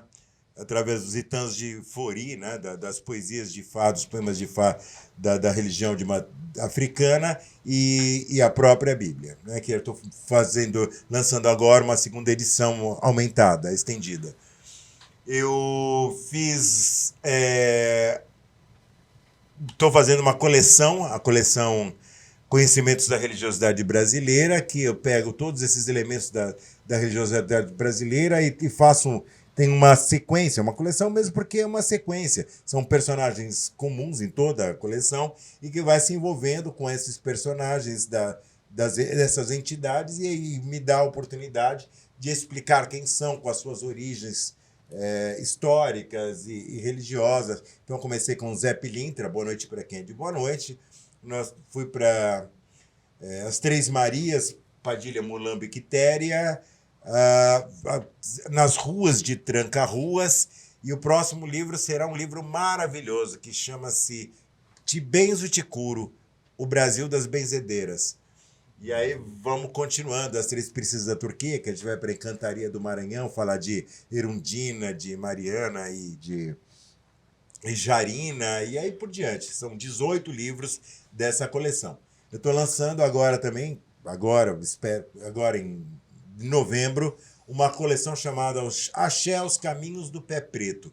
É uma coleção de 3 livros, a priori, em que eu começo traçando os caminhos dos seres humanos na África, desde as origens dos primeiros hominídeos até a expansão do Homo sapiens moderno, que é o nosso mais antigo ancestral, pelo mundo, e a formação de todos os povos da Terra. E vou até, no livro 1, até passando pela formação da África como conhecemos hoje, a África escravagista, o comércio escravo, primeiro com a Arábia e depois com o transatlântico, que vai trazer esses escravos aqui, e o que esses africanos trazem de informação religiosa, de cultura religiosa para a nação, para o continente africano. No segundo livro, então, a gente vai tratar da religião de matriz africana, da cultura de matriz africana religiosa, desde os Estados Unidos, passando pelo Caribe, pela América Central, pela América do Sul, até a Terra del Fuego, todas as manifestações de religião de matriz africana nas Américas, a gente traça no segundo livro. Todas. E no terceiro livro é totalmente dedicado ao Brasil. Aí é um universo. As manifestações de religiosidade de matriz africana no Brasil é um universo. Tem mais de 200.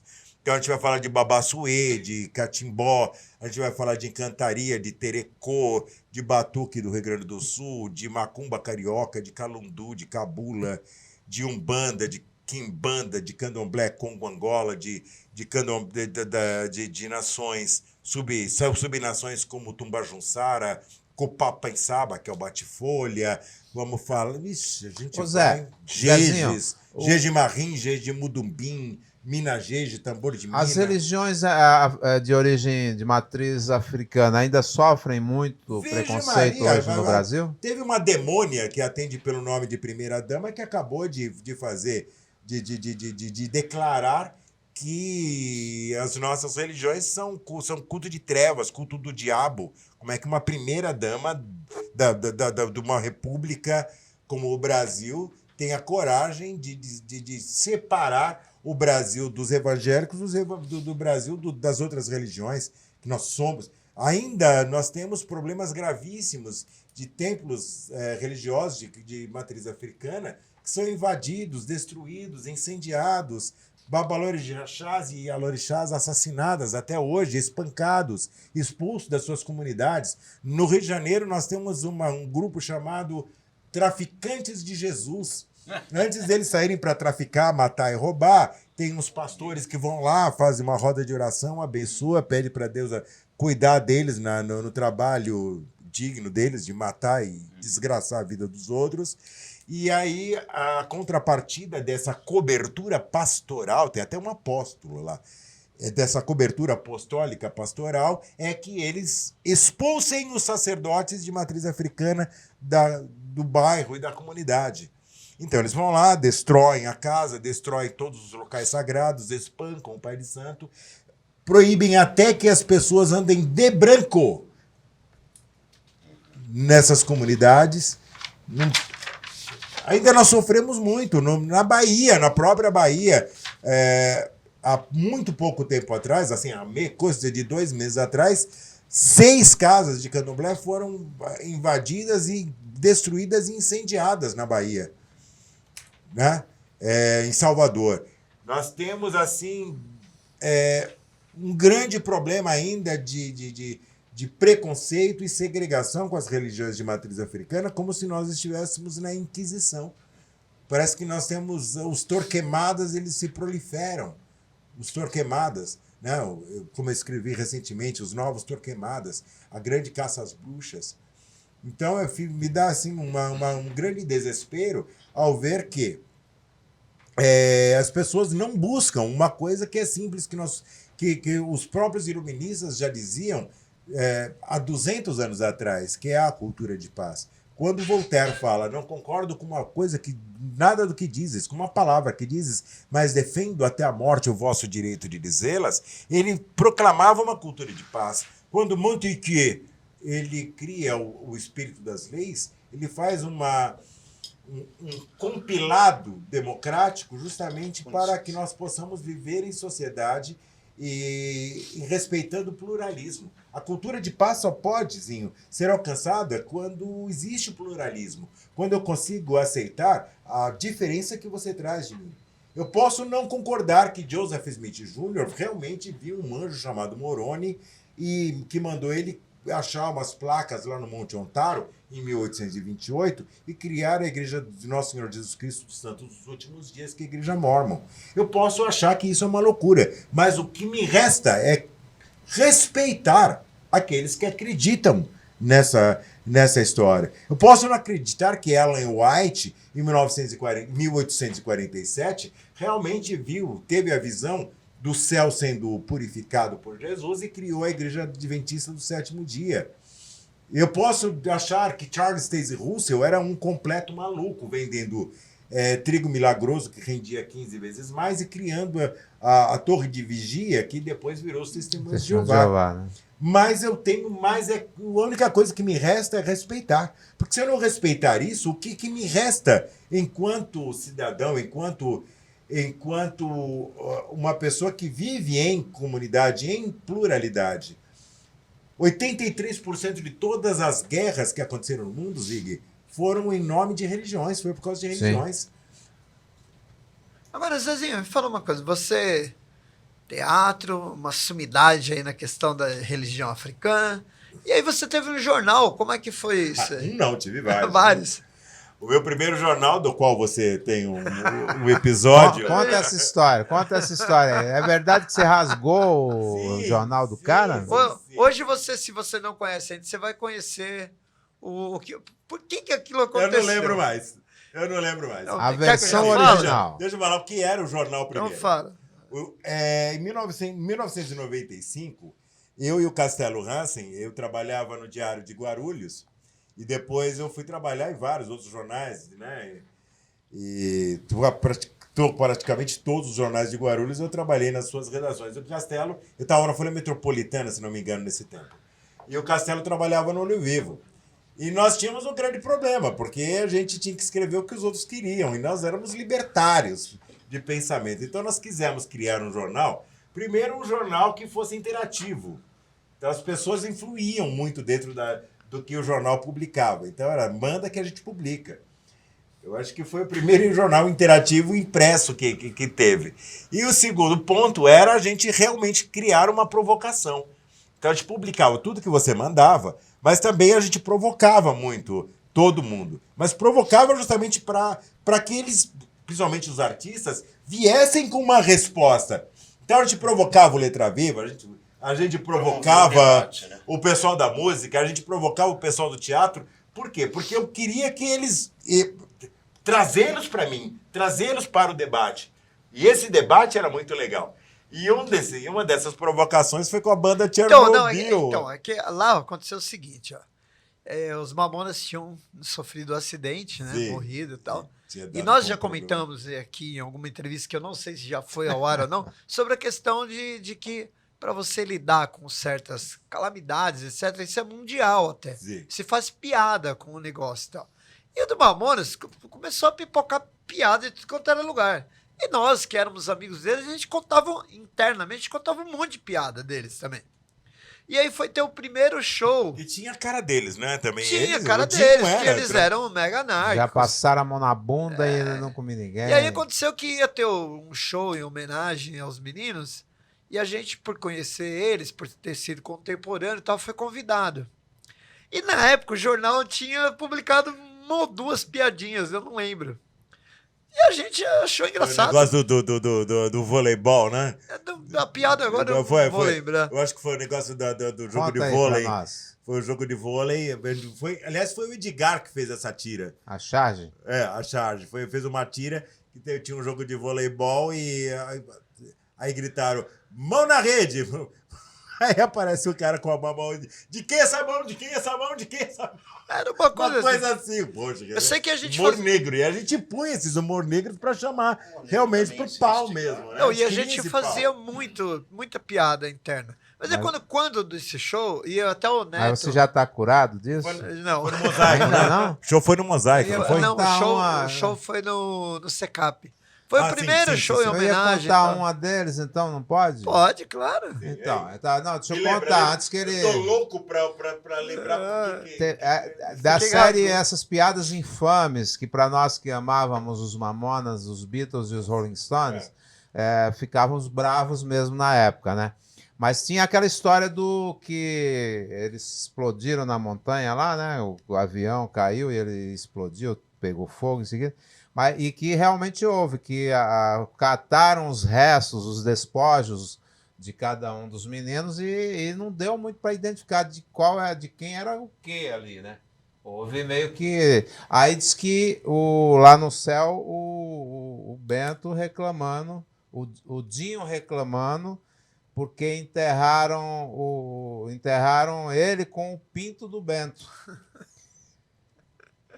Que era... Ele falou, pô, sacanagem, só não gostei Não, e aí tinha uma dessas piadinhas aí...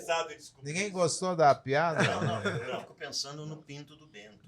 Era pequeno, era japonês. O Bento. O Bento era o japonês. Então, aí a Chernobyl foi convidada, tá, sem problema. E nós somos até num horário generoso, tal, horário nobre e tal, né? E aí aconteceu o seguinte, na preparação do show, nós tomamos duas decisões. Uma delas era que a gente não ia tocar nenhuma cover do Mamonas, porque todas as bandas iriam fazer isso. E nós tocamos uma cover do Utopia. Utopia. E a segunda coisa é que aí a gente tava com um exemplar de jornal e falou assim, cara, tem uma coisa que se a gente fizer no show vai dar uma puta repercussão. Aí o que? Então, e se eu não me engano, foi ideia minha ou do Aldo? Eu não lembro agora. Eu acho que foi minha. Não, o Barcala não era da nossa banda. Era eu, o Aldo, o Acácio. Já tava com vocês? O Aldo já tava. Era eu, o Aldo, o Acácio e o Nelsinho. E aí eu dei essa ideia. Eu falei assim, cara, a gente podia falar assim, ó, pô, tem um jornal... O Barcala era do Cartel de Medellín. O Barcala era do Cartel. Era do Cartel de Medellín. Aí a gente falou assim, pô, se a gente falasse no palco assim, né? Pô, imagina só a emoção, né? A galera tá ali reverenciando Mamonas e a gente vai falar, pô, teve um jornal que em Guarulhos, pô, fizeram piada com os caras, mano. Como que eles podem fazer isso? Aí o Aldo chamava esse discurso e eu rasgava. E a gente pensou em tudo, foi teatral. Eu coloquei o baixo pra trás, assim, fui na frente do palco e rasguei. E a galera foi o delírio. E assim, a nossa ideia, do mesma forma que você falava que a ideia era provocar, a nossa ideia era assim, pô, isso vai repercutir com o público e com certeza vai dar, que inclusive você falou na edição seguinte, pô, nosso jornal tá fazendo tanto sucesso, teve uns caras aí de Guarulhos aí que rasgaram. E era isso que a gente queria. Era esse o, pô, pra reverberar. O Castelo, né? quando viu isso, o Castelo falou, cara, conseguimos, né? Porque mas por quê? Eu vou até te contar o que aconteceu antes. Isso é uma história que pouca gente sabe. No dia que os Mamonas morreram, eu estava voltando pro Brasil e à noite eu queria ver o pessoal, fui pro Bar do Carioca. Lembra do Bar do Carioca ali na São Vicente de Paula, ali, né? E tinha aquelas mesas com aquele monte de... Juntavam todos os músicos, os artistas numa mesa só. E tava o pessoal do HC Rock e o pessoal do Cartel de Medellín. O Barcala, o Magrão e tal. E a gente tava ali. E o pessoal falando. Eles tinham um ódio mortal dos Mamonas, né? E falando mal. E eu louco pra saber as novidades que estavam chegando no Brasil. E os caras falando mal do Mamonas. E eu lembro que era umas 11h30 da noite. E eu fui no banheiro. E eu parei na porta do banheiro e falei, vocês estão falando pra caramba, os caras estão saindo de Brasília e aí amanhã eles vão pra Portugal e vocês estão aqui no Bar do Carioca tomando cerveja bêbado, falando besteira, mal dos caras. Isso, o Magrão levantou e falou, eu quero que o avião caia e morra os 5. Isso era 11h30 da noite. Nada depois disso, né? Não, ele foi parar no hospital, no hospício. Ele foi internado. Então, essa coisa da piada acabou de fazer piada com os Mamonas, acabou virando praga. Parecia que a gente estava rogando praga. Ele fazia assim, pô, eu matei os caras. Eu falei, não, você não matou os caras, você fez uma piada imbecil. Né? Mas você não matou ninguém. E você falou do Bar do Carioca, você lembra que lá e o Hamburgão, a Rua do Crime, né? A Rua do Crime, nós tínhamos um cara que estava na torre no dia, lembra? Sim, o Betinho. Que ele ficou maluco. O Betinho que falou com ele. Betinho que conversou com... Ele estava naquele episódio, aparece... Betinho que manda... O Betinho que manda o arremeter. Só que o cara já falou, eu já estou arremetendo. Mas está arremetendo como? É para a direita, não é para a esquerda. E é 1.800, não 900. A esquerda dava direto na montanha lá, né? Montanha, não era isso. Mas, Sérgio, nós voltando um pouquinho aí... Sérgio, que eu vou no banheiro. Tá. Voltando um pouquinho ao assunto eu acho que eu fui o único que vi no podcast e fui no banheiro, né? Não, o Sérgio foi quase agora. Não sei se você viu, né? Mas o Sérgio... Ele não precisou atenção, porque ele estava discorrendo sobre... Tudo bem? Estamos Ótimo. falando sobre intolerância religiosa. Por isso que eu comecei perguntando sobre a fé que cada um de nós professamos. Hoje ficou muito convencionado, tá uma polarização não só na política, como também nessa adversidade religiosa. Como que você tem visto isso? O fato de que os evangélicos estão de um lado, contra o outro lado. Como é que você acha que... Não é tão total assim, né? Existem evangélicos progressistas, e existe, assim como tudo. Pode puxar para você, assim como se quiser. Todas as religiões. Agora, essa questão da intolerância, ela é muito boa de ser aproveitada, né? Quantas guerras ditas religiosas, né? Quando eu era moleque, tinha... a guerra religiosa na Irlanda não era religiosa, era uma guerra colonialista que eles falavam católicos contra protestantes. Não era, né? A mesma coisa. Agora, essa divisão ela está sendo feita para fazer justamente isso, separar, desunir, né? Agora, do ponto de vista, vamos dizer assim, de normalização, a gente precisa desconfiar um pouco, eu não quero discutir teologia, mas de alguma religião cujo primeiro mandamento é não terás outro Deus perante, não reconhecerás outro Deus perante ti. Eu acho um pouco intolerante ali na primeira. Isso vai precisar ser revisto pelas pessoas que praticam essa religião, que são os judeus, os cristãos e praticamente os muçulmanos estão por aí também. Ou seja, toda essa religião que é monoteísta. O monoteísmo diz assim, é só um. Mano, o que é isso? Né? É só um. Poxa, quem diz isso? Né? Então precisa ser discutido, sim. Por isso, os vários deuses é mais importante para você reconhecer o mundo, ver como é que a coisa anda. Né? E é preciso deixar a tolerância entrar na própria regra da religião. E que a religião, essa sim, seja uma coisa de foro íntimo. Eu gosto de pensar o mundo assim, porque o mundo não é inteligível totalmente. Tem coisas que não dá para entender. Então, a gente quer explicar e a gente coloca os deuses e as emoções que a gente tem em relação a eles aí. O ser humano não deixa de explicar uma coisa. Eu tenho alguns gatos lá em casa e... Olha lá, vai incorporar. Uma fora de gato. Eu tenho alguns gatos belíssimos lá em casa e quando eles são crianças, eu observo isso. Né, passa avião por ali, quer dizer, aí no começo, quando eles são crianças, eles olham para cima e que coisa grande, não sei o quê. Aí daqui a pouco, pouquinho tempo, poucas semanas, eles descobrem o negócio não vai comer eles e nem eles vão comer os aviões. Então, como é impossível, eles deixam para lá. Acabou. Eu adorei isso. Eles não precisam explicar. Eu adoro gatos, Zezinho, eu adoro, tenho Nossa, também. Eu prefiro as gatas.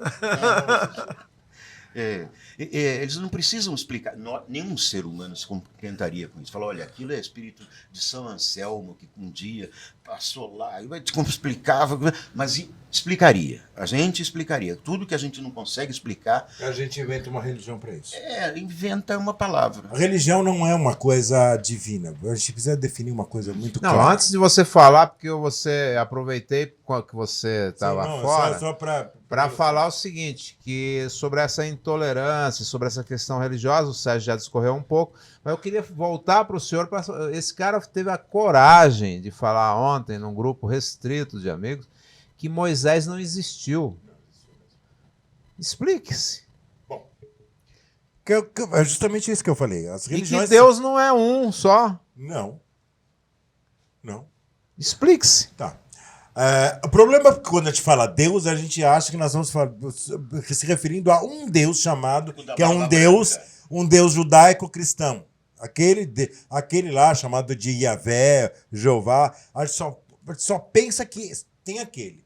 Né? Primeiro existiam outros antes dele e cada povo tinha o seu. Primeiro, logo de cara. E o próprio povo, da onde ele vem, tinha outros deuses além dele.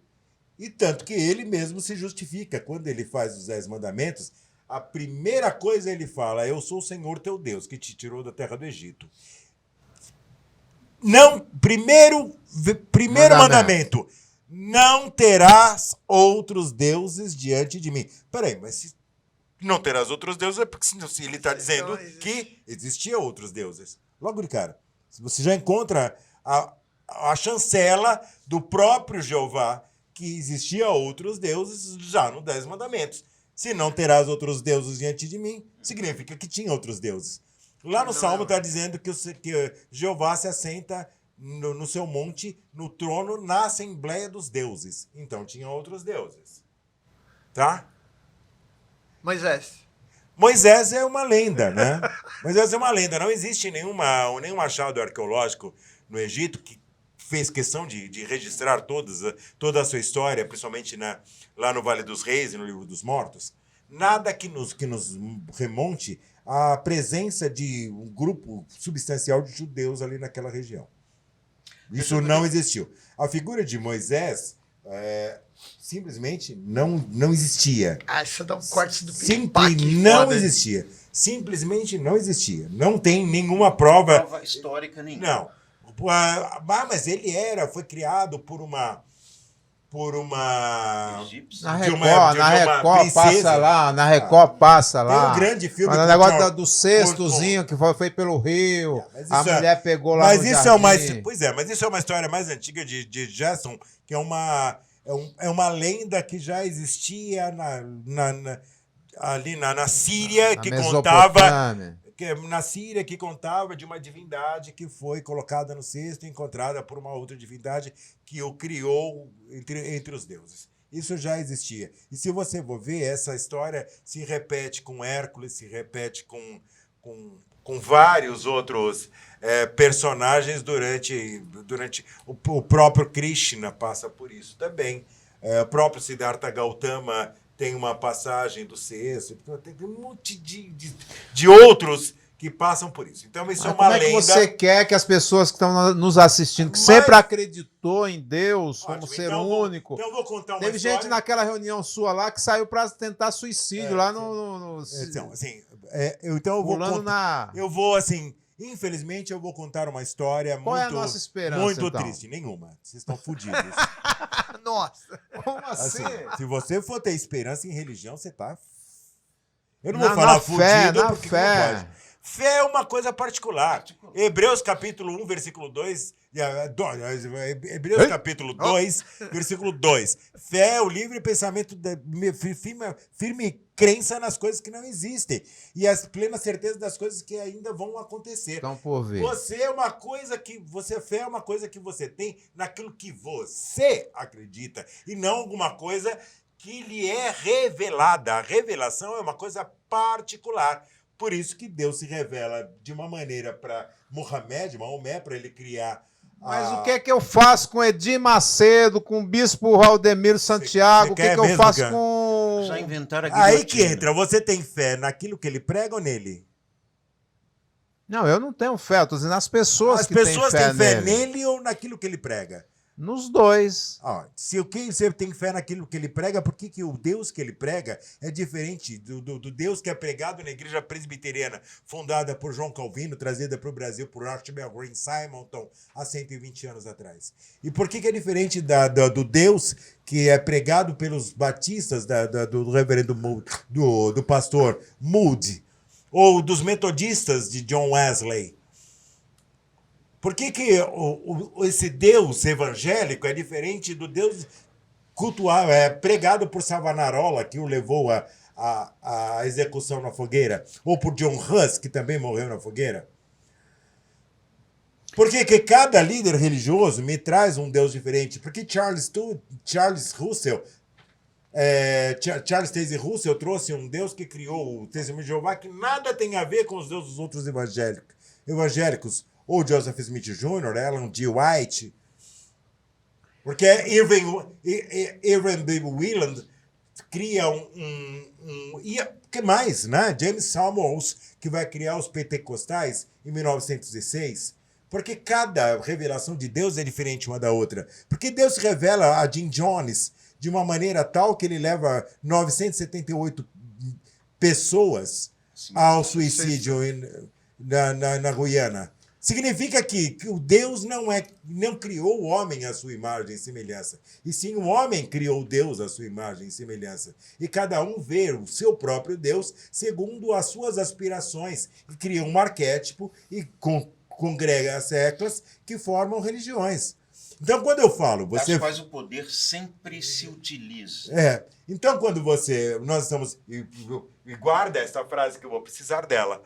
Quando nós estamos falando da essência da cultura judaico-hebraica, você não encontra esses personagens. Noé, por exemplo, que traz uma história muito mais antiga do que ele, que é uma história de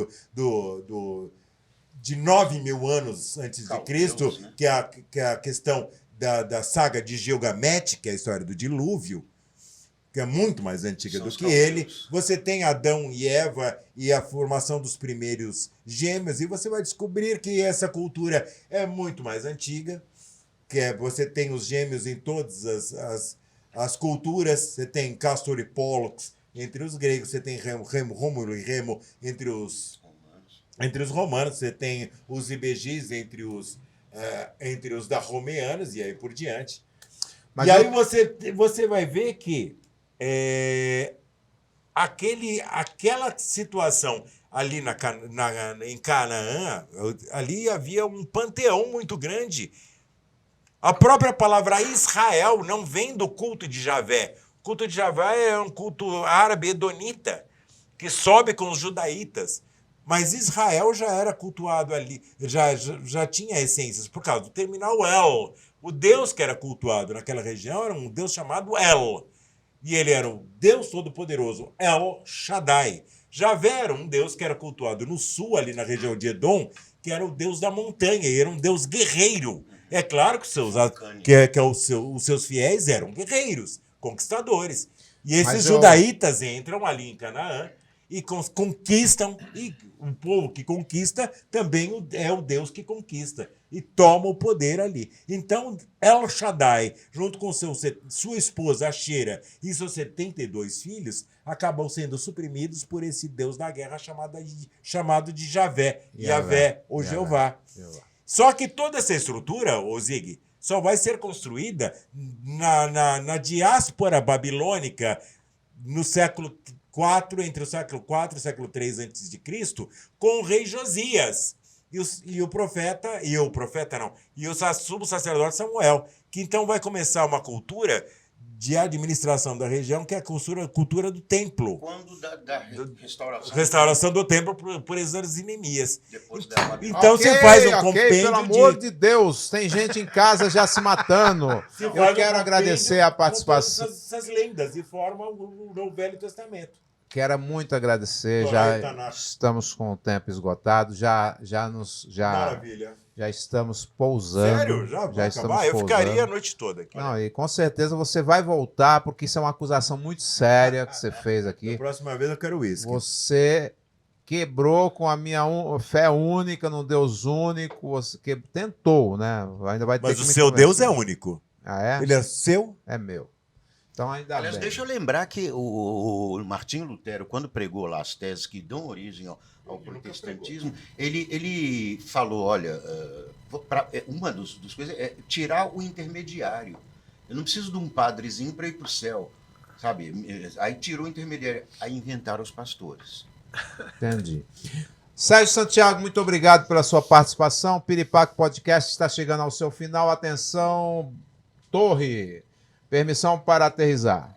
A torre é do seu amigo, né? Que você falou que estava lá orientando, nos oriente corretamente aqui. Nos oriente corretamente. Que não seja, quero deixar um abraço pro Betinho, espero que ele esteja assistindo. Um grande amigo. Um abraço para os Mamonas também. Pros Mamonas, mas o Betinho é o controlador que deu a orientação. Assim, é um grande amigo que eu não vejo há muito tempo. Foi bom para você, Aueto? Tudo é bom para mim, né? Tudo é bom quando a alma é pura. E estar junto com amigos. Editora Aueto? Editora Aueto, publicações e consultoria e assessoria. Publique o seu livro conosco. Com você, é. Então, publique o seu livro. Qualidade. Você coloca o seu livro dentro do nosso site e o livro sai pronto, vai para as maiores livrarias e as maiores estantes de publicações do mundo. Então, esse trabalho a gente faz na Editora Aueto. Procure os nossos livros, entre lá, Editora Aueto Publicações, no Google, ou nos chame. O nosso WhatsApp é 986124284. Repita. 986124284. DDD 11. Do DDD 11. E vocês podem pedir o livro, os nossos livros, pelo WhatsApp. A gente manda autografado para sua casa. Eu passo batom, dou um beijinho nele para ficar bonito e passo um perfume. E vou desafiá-la a voltar aqui com alguém que conheça mais do que eu para ele destruir essas ideias subversivas sobre a religião, sobre Deus, sobre tudo. Sérgio Santiago, foi bom para você? Foi ótimo, foi excelente. E eu queria só falar sobre essa questão que você falou das pessoas não se matarem por falta de esperança. Não. Tenham sim esperança, usem os seus deuses, falem com eles, mas assim, a esperança maior é no que nós vamos nos tornar, que é a humanidade. Vou falar um versinho, um trechinho do Arthur, que dizia Antonin Artaud. Ele dizia assim: nós ainda não nascemos, ainda não estamos no mundo, ainda não existe mundo, as coisas ainda não se fizeram. Estamos só no caminho. Obrigado. Zinho, Bill, Muito obrigado. Então, obrigado para todo mundo que acompanhou esse voo aqui. Nos trabalhos técnicos. Não, mas calma, antes disso, tem. lembrar para todo mundo, né, já que o voo tá acabando, se você não deu aquele like esperto, por favor, dê agora o like, se inscreva aqui no canal, compartilhe e ative o sininho. Trabalhos técnicos. Júnior. Voz da razão. Cara, caramba, caraó. Júnior, caramba, Júnior. E o nosso estagiário, o Caioba, né, que a gente gosta de chamar Você ele. pagou Caioba. o Júnior hoje? Não, Por rapaz. isso que ele tá com essa cara aí. Obrigado pela sintonia, obrigado pela sua audiência. Fiquem com Deus, seja ele qual for o seu. É isso aí, eu gosto. Fui, mas volto.